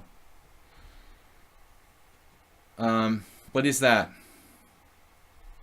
What is Moskalenko? I mean, I know who is Moskalenko, but I was wondering, what is Moskalenko? It's an opening book? Any particular book? Okay. So knight d4 kind of questionable, not developing, but still not a bad move.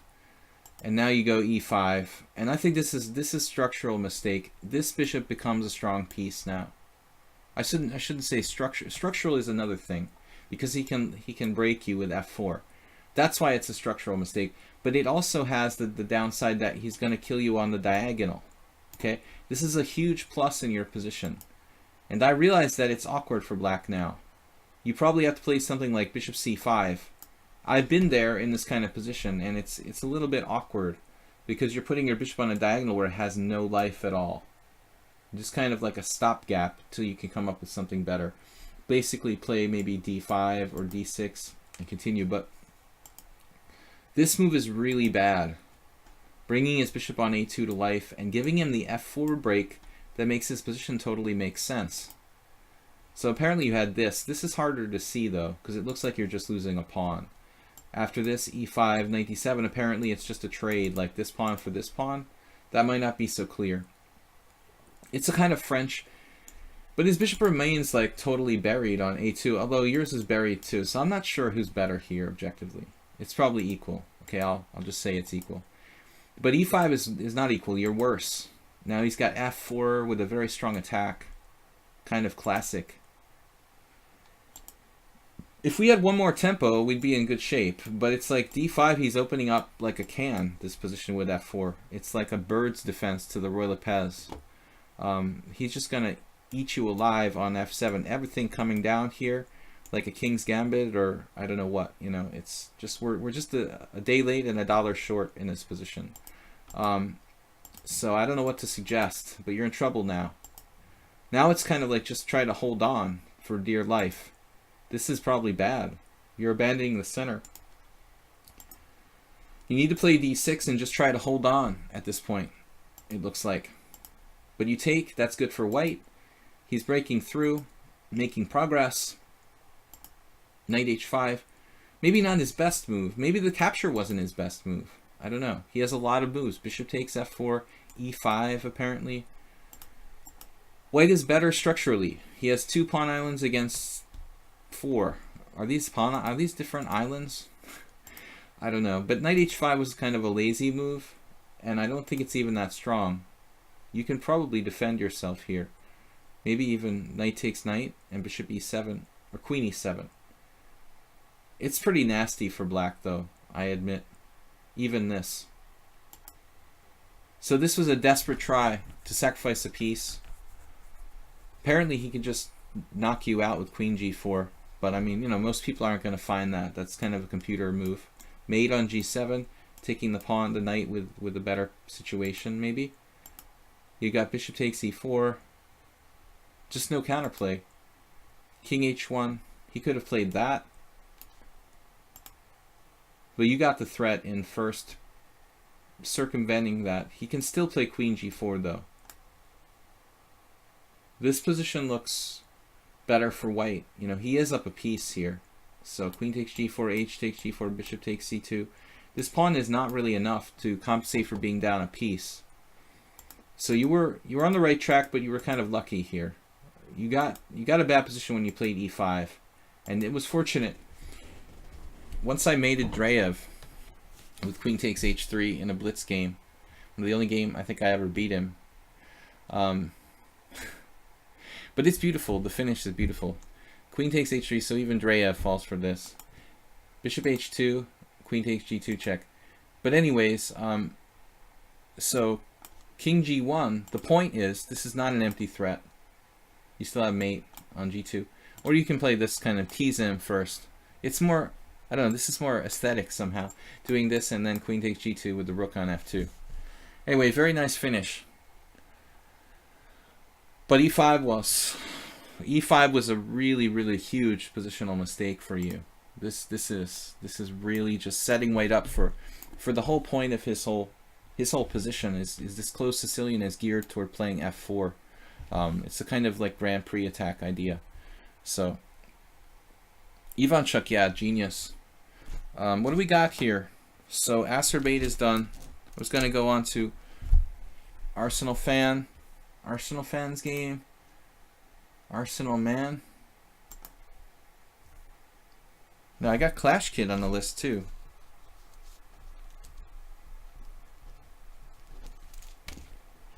So I don't know if we're gonna have time to play any more games. We'll try to get through these. This is a live game that Arsenal Fan played with black. Damn, the dude had very low Centipon loss with white.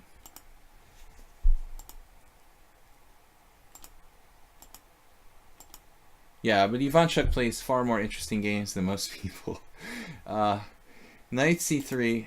But I was thinking this like recently, like the majority of tournament games are boring. Like I was looking at the other games in my team championship the last 2 matches, and I'm thinking like sometimes that I'm boring. But man, I mean, some of the games and the majority of the games are like totally uninteresting, and people just are unambitious and afraid to take any risks. Bishop e7, solid move. I kind of like d takes e4. I'm not an expert in the French by any means, but this Rubinstein variation is, I think, sort of interesting. I noticed that Sedlak plays that. D takes e4. Of course, the McCutcheon is fun too. Fun for white, maybe more than black, but anyway. Okay, so the Alekhine Chittard attack with h4 is interesting, but he plays the main line here. Bishop takes e7, queen takes e7, f4, a6 to prevent knight b5. Therefore, we can play c5. Knight f3, c5. Now, I guess white has, you know, several different approaches. It's very similar to like the variation I played against Rich, but the bishops are traded on e7. The Idiot's Guide to the French, e6, d5, and anything. I belong in that club. Chess philosopher. I don't play the French, but I wanted to. I was close to playing the French. I played it against maybe 2 or 3 people. So this looks like a main line. I don't know the theory here. Very similar to the classical, you know, Steinitz variation that we had earlier against Arsenal fan. I mean, theoretically, the exchange of dark squared bishops should be advantageous to white. But I guess on the plus side for black, that's one less piece, you know, that white can attack with. So I'm out of my book here. I've never played or seen this position. Varouja Jacobian, big French expert. D takes c5, knight takes c5, bishop d3, knight takes d3. Now, this is an interesting point. That his bishop is strong, but your knight is strong. You know, both of these pieces are strong.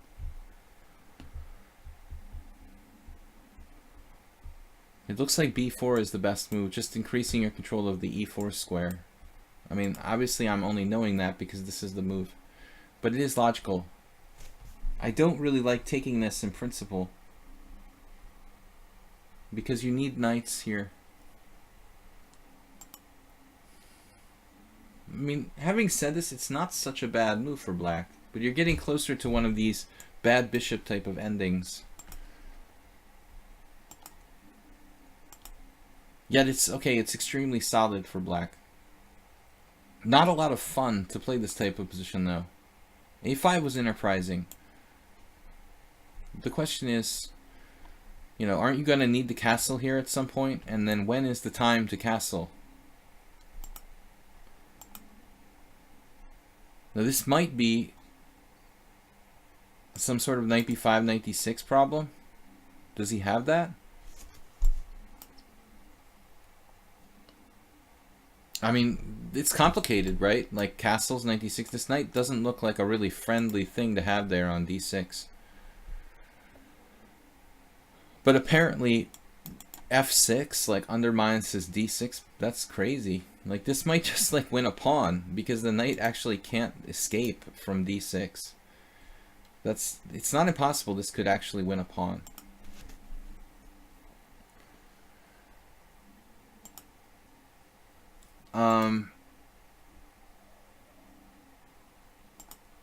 He traded here. That's kind of lame. He just wants to keep it simple though. This looks like, yeah, Varouja Jacobian will draw this position with black against most players under 2700. But white stands better in the classical knight, you know, strong knight on d4. I would prefer to be white, but the engine claims that white doesn't have an advantage. These bishops shouldn't be underestimated. It just doesn't seem like a lot of fun to play the black side of this, but maybe it's not so bad. What are you supposed to do, though? Castle into it. It takes a lot of guts to do that, but he has limited amount of pieces left, and the important thing is that e5 is not protected. So he can't go f5 until this pawn is protected.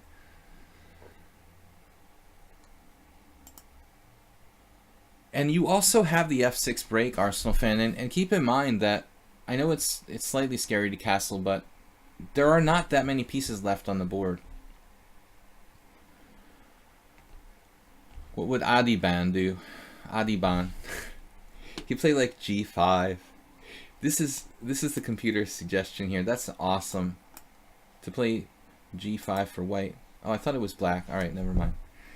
I was crazy. I thought it was black's move and g5 was a move. No, white playing g5. Okay, just stymieing black. But I don't think you can indefinitely not castle here, unless you could trade queens somehow, and then it would be okay to not castle. A4. B3. You know, maybe this is too aggressive.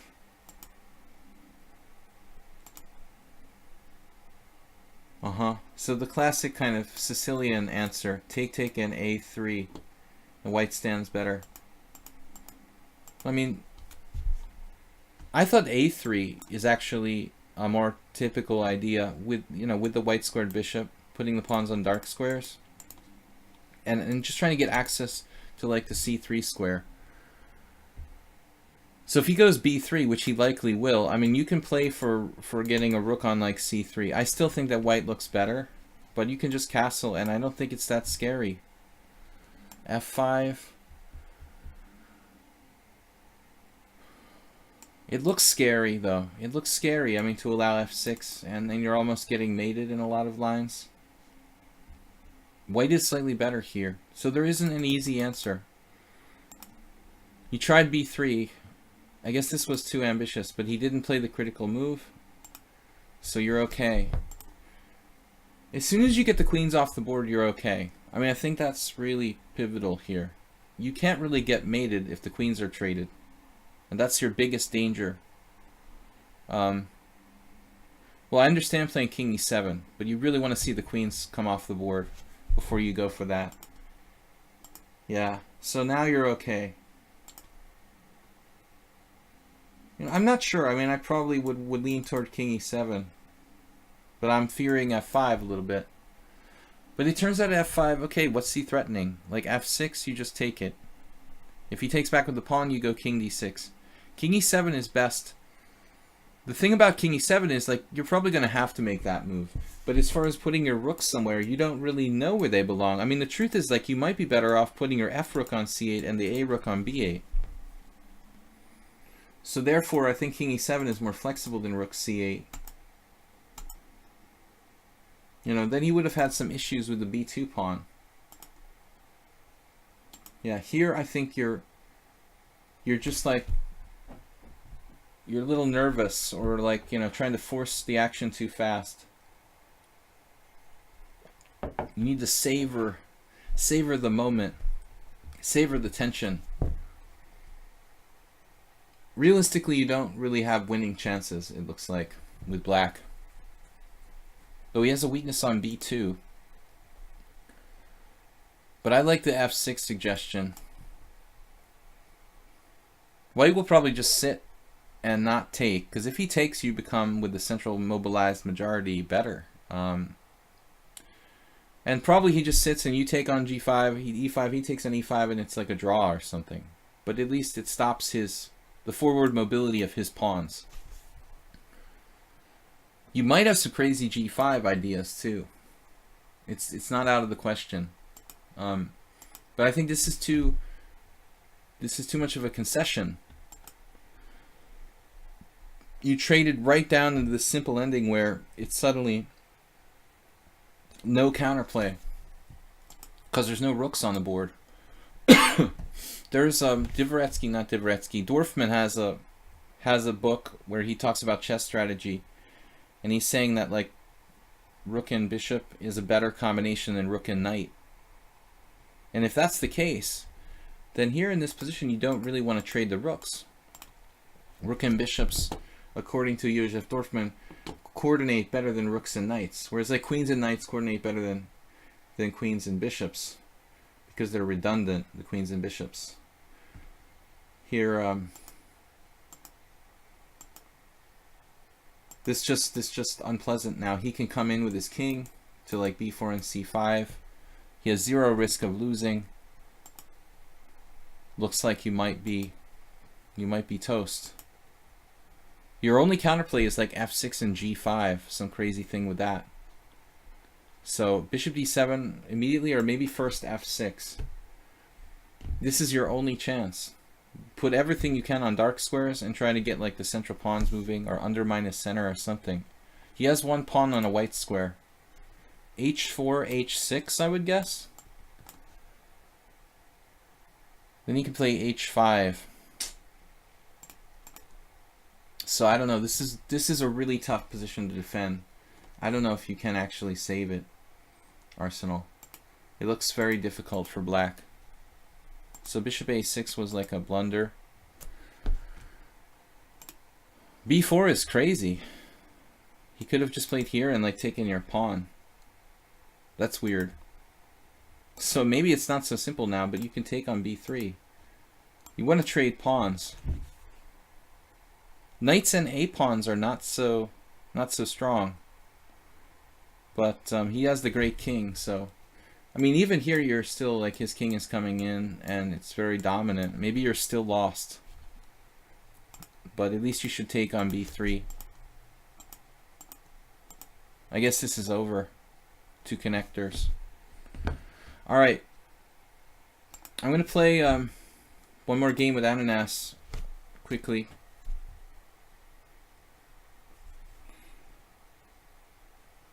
How much time we have left? I'm gonna try to play this fast.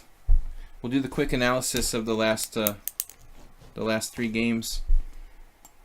I'm gonna play like 2-minute chess here.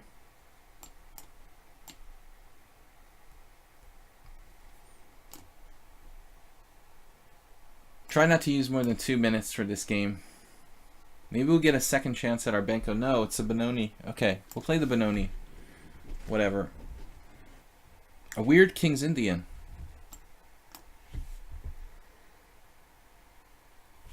It's a weird King's Indian now, Foigle style.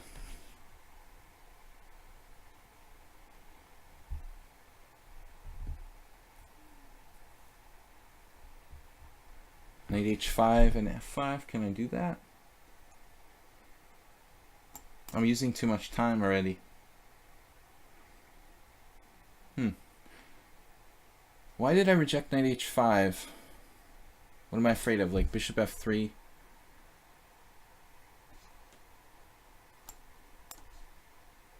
Well, bishop f3 would just simplify. I can play f5 here. Not yet. I'm not sure this is a good idea, but I wanted to try this. This was my plan. Probably a bad idea. Yeah, this looks bad for me. But a4 may be a critical mistake. Certainly knight b5. I guess I'll have to live with it. He should have played f4 first. But still he is a good game. Now I'm not so sure. Okay, he's still better.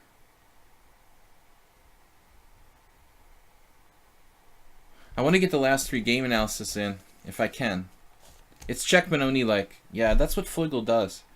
Igor Foigle, friend of mine from Boston. He's a GM strength player, but he never got the title.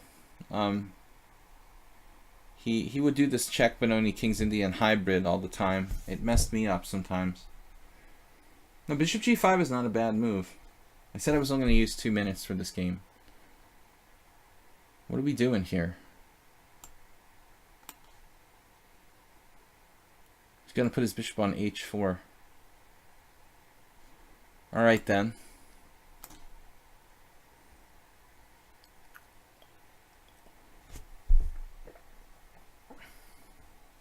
Now this seems like a concession, but that bishop on h4 it's going to ruin my life.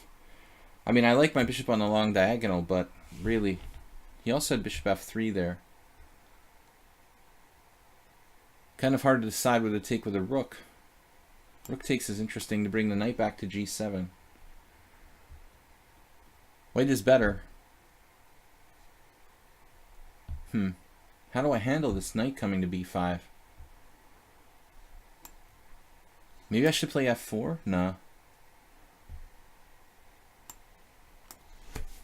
Make sure my queen is defended. White is just better here. Antonio said, oops, what did you do? Guys, I don't think I have time for any more challenges. I'm going to do the game analysis. Sorry, Antonio. We're going to play no more games today and do the last 3 game analyses in our last 20 minutes for today. He's threatening knight f4. There's no immediate threat. I didn't like knight b5. I mean, he could have played that for at least one move. This is a standard maneuver.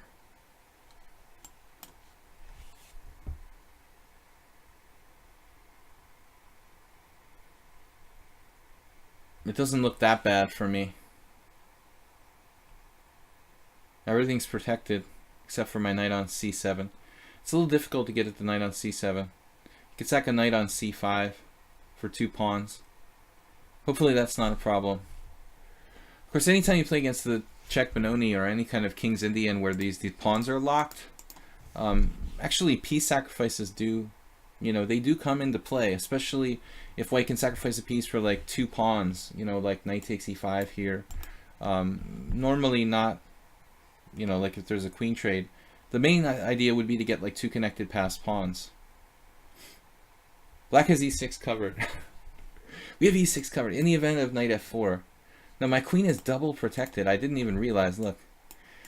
It's like, it's in the way of my knights. I'm not going to take any more challenges, guys. We're going to finish out the stream in another 20-some minutes, 25 minutes with a game analysis. Have you ever said why you moved from the US to Hungary? This is the most popular question in my stream. I moved to the US to go to Hungary because, I've been coming here for tournaments since like 1997, 1996 in fact. I played the first time.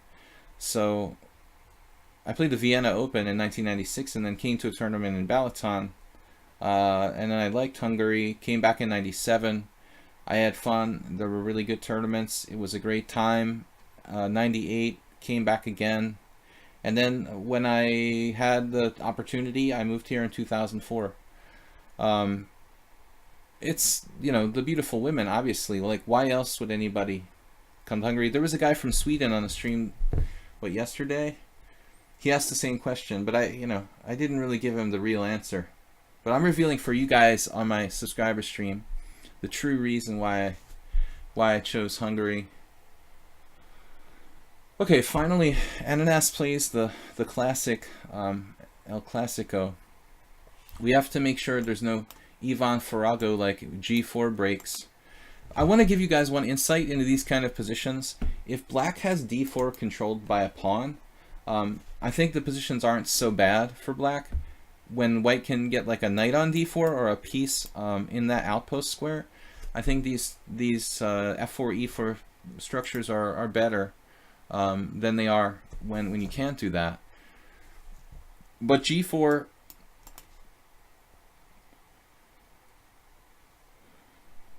with the full Ivan Farago, he's got the E4 set up. How much counterplay can we get and how fast? Could get kind of nasty. We almost have B5. B5 is just about playable. Why can't I play H5 again? Yeah, what do I have against that move anyway? It's handy that my knight is on G7. You're so devious, I can't tell you when you're lying and when I'm telling the truth. Yeah. Well, anyway, I didn't want to get an argument with a Swedish guy over whether Swedish women or Hungarian women are more beautiful. You know, that would be a tough one. All the movies are always like, oh, the Swedish blonde. But I'm just kidding. Or am I? Okay, knight takes e4. Good thing my queen is protected 17 times. He's going to come with the rook e3 idea. Only 2 pawns for a piece, sir. Yeah, there's rook e3. We got to step aside. Step away from the chalupa. That's what they say at Taco Bell. I could take the pawn here. That looks kind of greedy. Then you're kind of like, well, why not? You know? Extra material. I said I was just going to use 2 minutes for this game. I'm not sure if I was telling the truth about that. Bishop g4.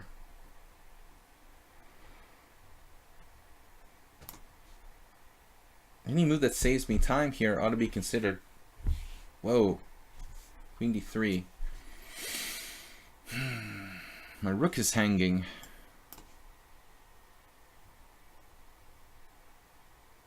Cagey position. I mean, he really is down a piece, but he has serious counterplay here. Damn. Okay, knight takes f5 looks like a strong move. Threatening nothing, but defending my interesting position. I'm up a piece. Why do I feel like I'm down a piece? That's insane. White's so well coordinated. He's well coordinated. Jeez. The computer move.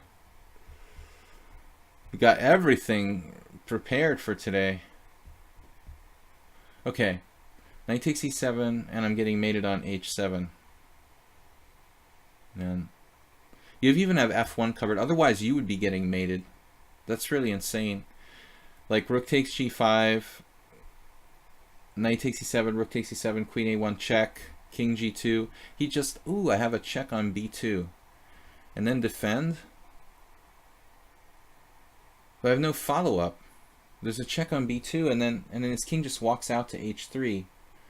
Oh man, that's terrible. It almost works. Take, take, take. Oh no, it's mate. No, don't anybody tell me that it's mate on h7. I'll figure it out on my own. So knight takes. I gotta take rook takes g5 first, then take on e7. Then I have queen a1 check. Then I have queen takes b2 check. Then I have to play like queen. Wait, I can play rook f7 there? Then he's mating me. No, then I have queen g7. Hold on a second. Does it work? Rook takes g5?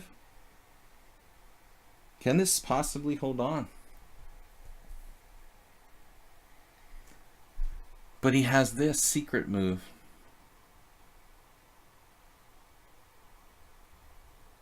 That's not cool. Life is not that easy. Well, I can just play rook g7.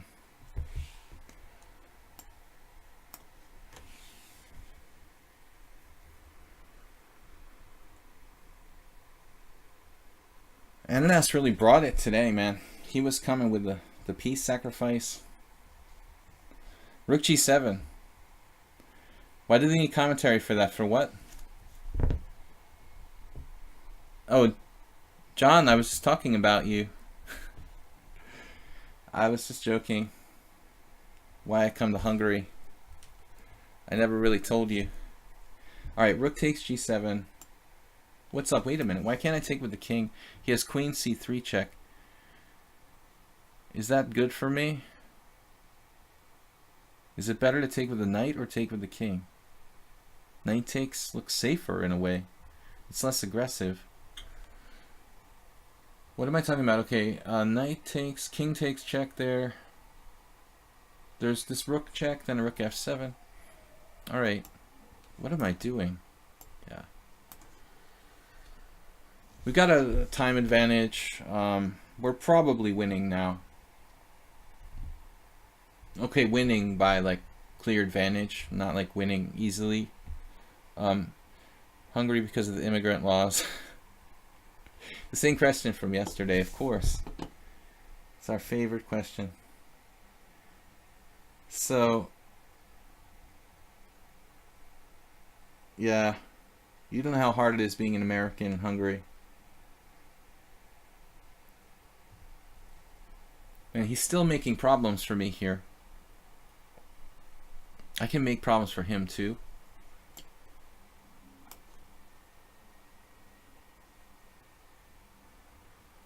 Oh, my queen might have been better on like a4 though. I'm not so sure.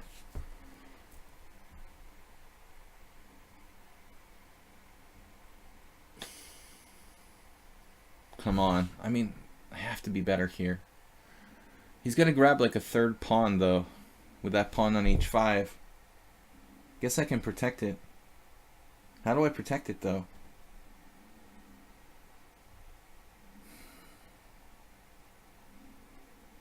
This is not so easy. I feel like I should give it up. Give it up. Give it up. Give it up. I guess he's just objectively okay here. He's got like a perpetual. Virtual perpetual. Man, this game took forever. King g6, queen e6 check, rook f6. Queen e6 check. Rook f6, queen e8 check. I mean, I don't think I'm getting out of those checks. Queen takes b2. Maybe I can avoid the checks. Check there. Check knight h6. Is this risky for me to take that? Seems kind of greedy.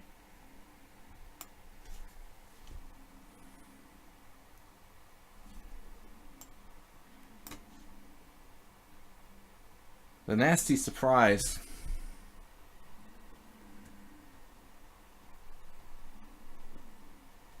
Alright guys, we got time for trying to finish these game analysis. Ananas is up next. Maybe you can say something in the opening. I think it's easier for black. Okay, Ananas is white. This is against National Master El Ahadresista. Ananas had a perfect game. Oh no. The variation. He's playing the Benoni. I think I tried the Benoni once against him. Yeah, the dude should have played e5, don't you think, guys?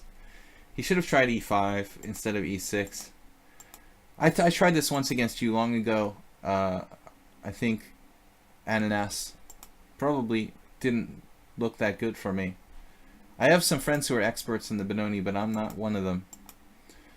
Knight bd7. I think I played this position for one time with black. This is all theory. There's two moves here, so knight e5 and knight b6. I've actually studied this. I actually toyed with the idea of playing the Benoni way back, like a long time ago. And I also have friends who play it, so I know this is theory. This is like a main line for this variation. Knight e5. Zlatko Ilinčić, my friend, he's definitely played like knight a3. Look at the score for black though. Like all the top games, black won. That's a bad sign. Knight a3. This is like Zlatko against Iveta Radzievich from one of the first Saturday GM tournaments like 7 or 8 years ago.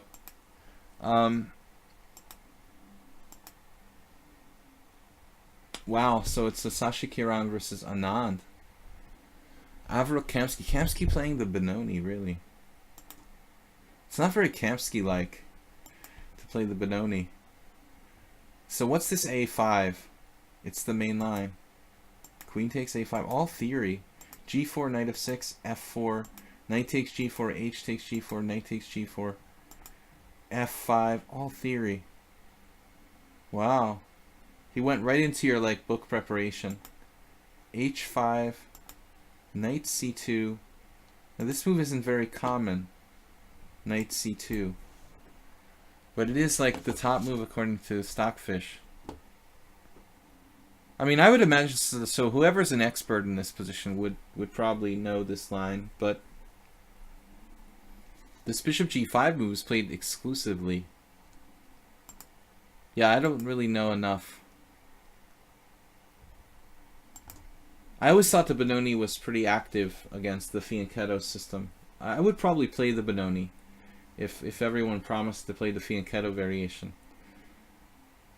Radzievich always got interesting games against my friend. Looks like black has played about as well as you can play up to this point. Seriously. And Clash Kid played perfectly. Clash Kid. Ananas played perfectly, according to Stockfish. Like 0 mistakes. That's what we're aiming for. So crazy position. You have 3 pawns for a piece with black. Apparently Queen h4 was more active. Queen e7, a very natural move. Man, Ananas, you played like God. But you know your systems. He played into something that you know very well. Man, apparently this was like absolutely perfect. King h2, and you're just breaking through and winning the base of his pawn chain, and that's the Benoni. That's the end of the Benoni. When the d6 pawn falls and the whole pawn chain just collapses like a house of cards. What can I say for black in the opening Clash? I mean, Ananas. I don't know. Clash Kid is next, but why? What can I say? Yeah, I don't know what to suggest. Really. I mean, what's the deal with knight b6? Is it any better? You know, I don't know. Knight b6, bishop d7, rook c8, blah blah blah. Which variation is better? It's hard to say. This was actually just a really good game.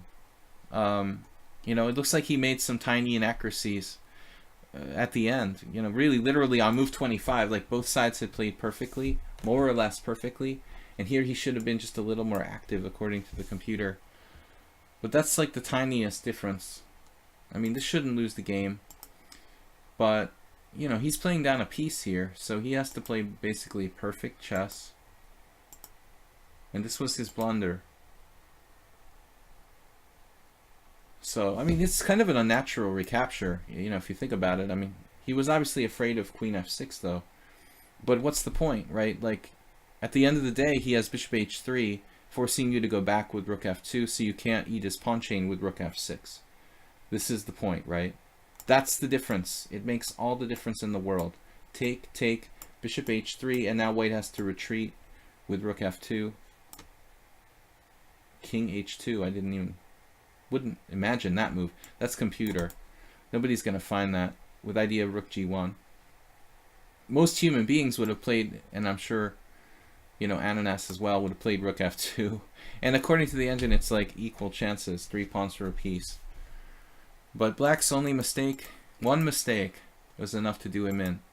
He took with a rook awkwardly on g4. You know, this is strange. I mean, he wants to play bishop h3. Not sure what he was thinking. Why he would want to take with the rook. There really are no threats with taking with the rook. I guess he wanted to play queen g5 or something. Yeah, but anyway, Ananas, really, really nice game. King h2 is a nice trick there. But I don't have a suggestion, like, you know, I mean, it's all theory, and it looks like it's risky. You know, black's playing a risky variation. But the practical results you can see are actually even better for black than for white. You know, so... But certain players, like my friend Zlatko Olincic, are really scientific about this stuff. You know, he plays this again and again and again and again and again, and he knows it like 20 moves deep, like you, so... I guess if you're really scientific with white pieces, you can play this. But if you're not an expert, you lose. And that's why all these guys have a good score with the black. Okay, guys, let's finish out with 2 more quick game analysis. This is a game Clash played.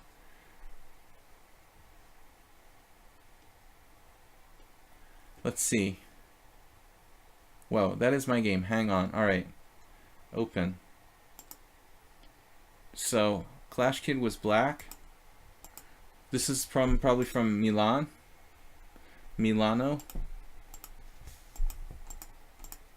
It's an English opening / King's Indian.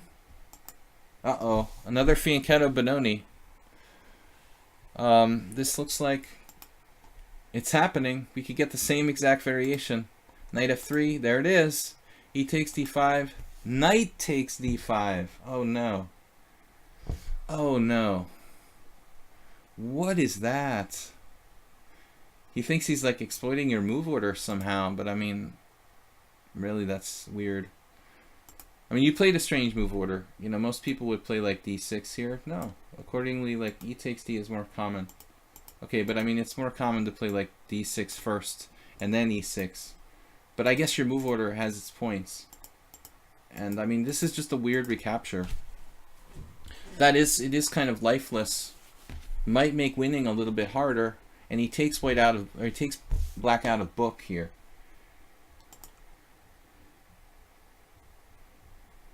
He played knight c6.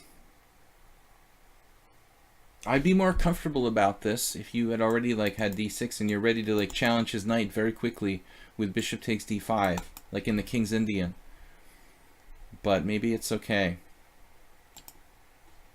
Leonid Yurtayev, like standard grandmaster, just played knight takes d5.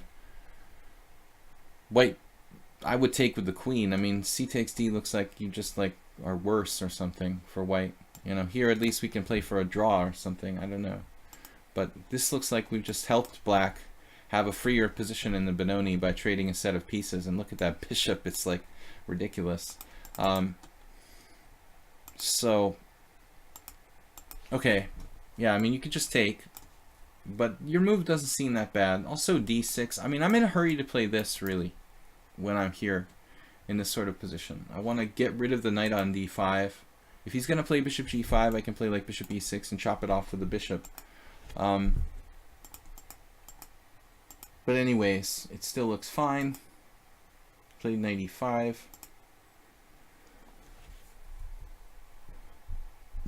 He complicates with d6. All right.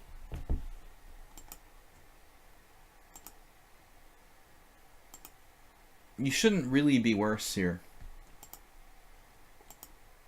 But this is not the fun we wanted to have playing the black side of the Benoni now. It's just kind of a tedious, equal position. Obviously, you know, you have a problem on the diagonal, so it makes sense to resolve that. But I think he wanted, you know, he wanted the pressure. Rook e8 is an extremely natural move. There's a problem here with this. I don't know. Bishop e3, according to the computer, is bad for white. Black, I mean. Bishop takes b2. Maybe the white could do an exchange sacrifice here.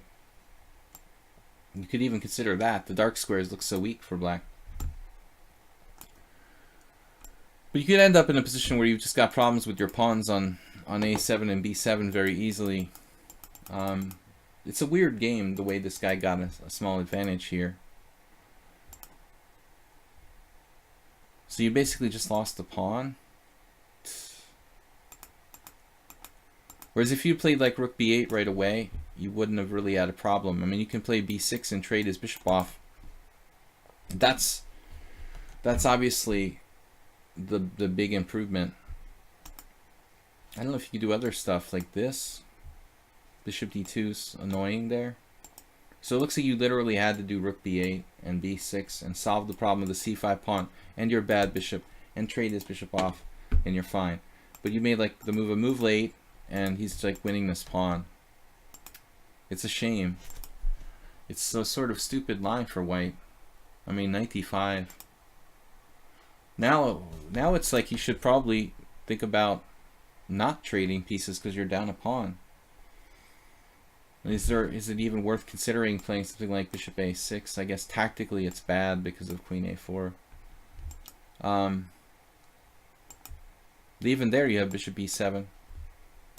Yeah, it's really... Take more time in the opening, I would say. Maybe you played a little too fast. Okay, still it's not so easy. His bishop is sort of strangely placed. He fixes that quickly. Oh, he gives you two rooks for the queen. The classic dilemma, should you take the 2 rooks for the queen? Computer doesn't want to do it here. It's a difficult judgment. Yeah, it's hard to say. Like, you're down a pawn. I mean, I might have gone in for this too. You're down a pawn. It's just that your pawns are really easy to attack. The d7 pawn is going to mean that like one of your rooks has to remain there defending the pawn for the rest of the its lifetime, its natural lifetime. And I think that's the problem. This is what you're basically going to be tied down to that pawn. Okay, this is not as bad as it could have been. He should have attacked it right away. He should have attacked it right away. This is better. You got your rook to c6 where it's not on a stupid square. And maybe you were actually okay. But this kind of player rated 1900 should make mistakes. So you have a second chance to save the game. You need to play f6. Can you play it? No. So you have to do rook c8. That's all. Oh, you won this game. Wow. I was expecting... I didn't look at the result. I've been staring at it, but I didn't read it, you know. And I expected you would lose.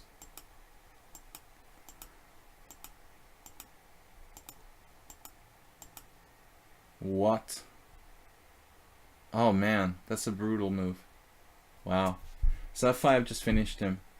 Can't take rook e8 check. Okay, there was a lot of mistakes there. You know, even taking the 2 rooks was questionable.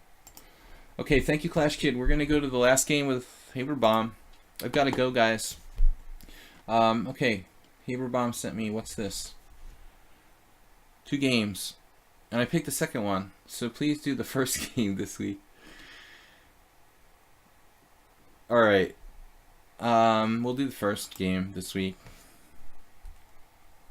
Yeah, that was a very lucky escape for Clash Kid, who dropped a pawn in the opening, and he may have made a serious mistake by taking the 2 rooks there, because if that guy had attacked d7 first instead of playing whatever, he would have forced you to play some ridiculous move with one of your rooks, like rook d8 or rook b7.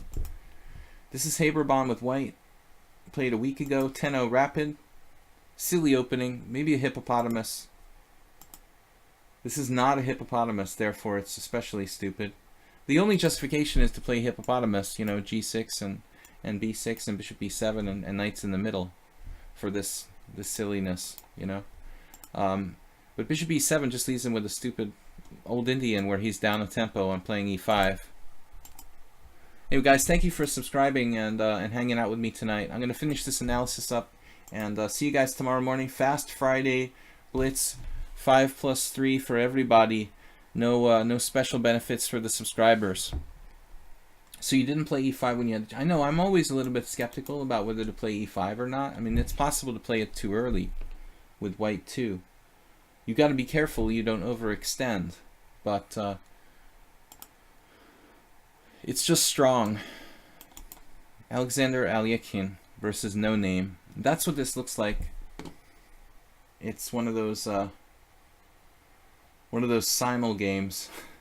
Alekhine liked to put like knight c3, bishop d3, all 3 pawns, then like queen c2 and barrel down on h7.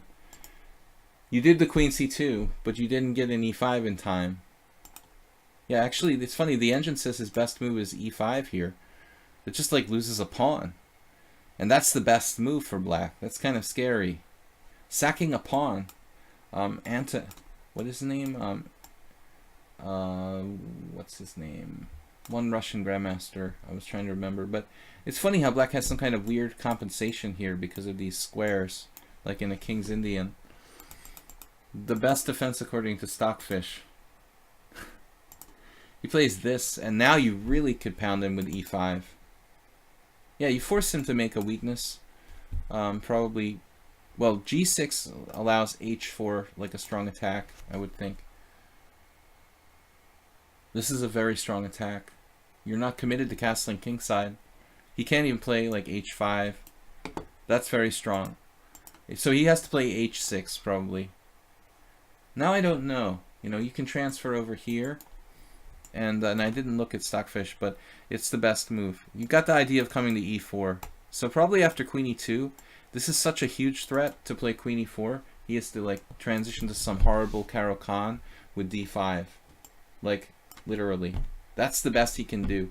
Just this really grotesque kind of Caro-Kann with no space and like his knights on b8 and d7. Antipov, thank you, move 11. Antipov, yeah, that's what I was. He was just playing now in Moscow. So Antipov got crushed by someone in like the last round. Kamsky maybe. Oh, that was gross, guys. Check it out. Kamsky playing the white side of the exchange French against Antipov, who doesn't know how to play for a draw apparently. Kamsky basically offering a draw with the white side of the exchange French. Antipov playing some weird thing and getting just photo finish. Beautiful game by Kamsky. You don't want Kamsky in like a simple position. Alright, castles e5. So now it's like a normal old Indian. Black closes it up. I don't blame him. Your queen is on the kind of weird square here. Should go to e2. It's almost like a Roy Lopez now. It's a check Benoni if you like. Now he has bishop g5. He finds it. And then the e5 square is the salvation. He has to take his salvation when he can get it. Bishop takes f4, bishop takes f4, rook takes f4, and the salvation of e5. And your bishop is bad. This is not the first game, Haber Bomb, where you've had a bad bishop in recent history and lost control of the dark squares. This is a thematically recurring theme. It would be thematic if it was recurring theme. Anyway, you get the point. Like, you let this happen against me a couple of times on the dark squares. So it's hard to come up with a plan, though, you know, with white in this position. I hate playing the white side of the check Benoni as well. You should probably have your queen on e2 and be like castling queenside right about now with g4, bishop e3. That's what I'd like to be. When you're castled kingside in the check Benoni, it's kind of awkward to play. But allowing bishop g5 may be a mistake. And now you have some issues. But this is a big opportunity missed for black not to play for the e5 square.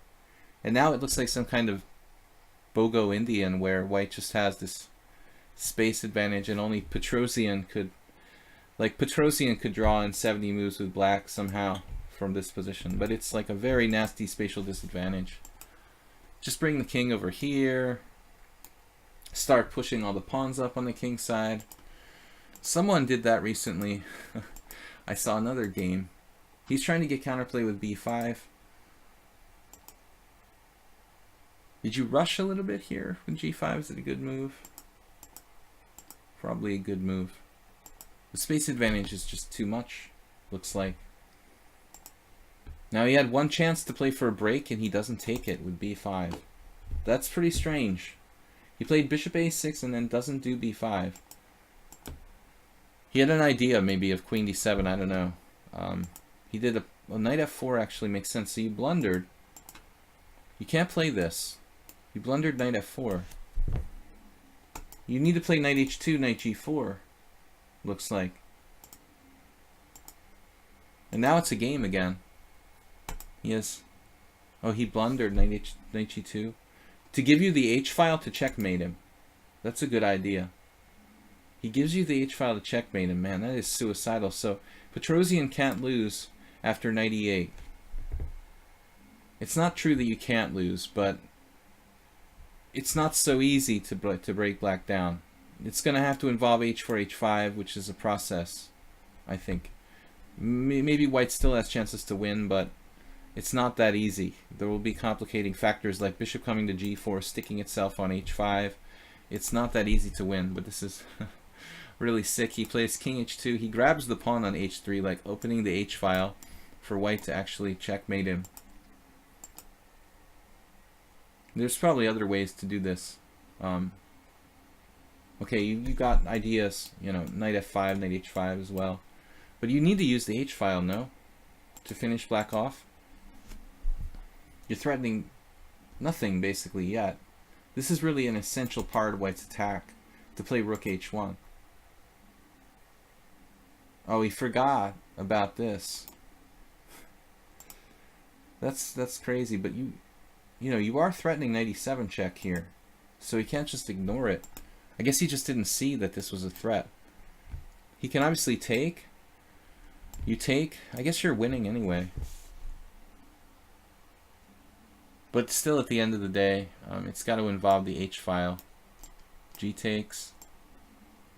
Huh. Rook h1. Thematic.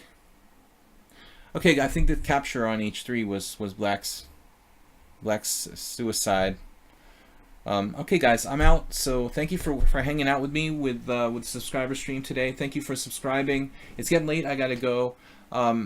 I want to thank everyone for the donations on Twitch and on PayPal. If you can support the stream, please do so. I also want to thank you guys for subscribing on Twitch, and remember that I have the YouTube channel, Video Chess Training on YouTube, where I do upload all the streams. I'll put this one up there right away. Thanks for subscribing over there. Thanks everyone for hanging out with me, playing and you know, learning here with me. I try to make it as instructive as I can and entertaining at the same time. Sometimes it's not easy to do both. Thanks Soltigo for helping. Thanks everybody, and we'll be back tomorrow 10 a.m. CET, Central European Time. You just call it European time if you want, with 5+3 Fast Friday, just 5+3 Blitz for everybody. And I'm going to put the new chair together this weekend. So I will see you guys later. Thanks for hanging out. Bye-bye.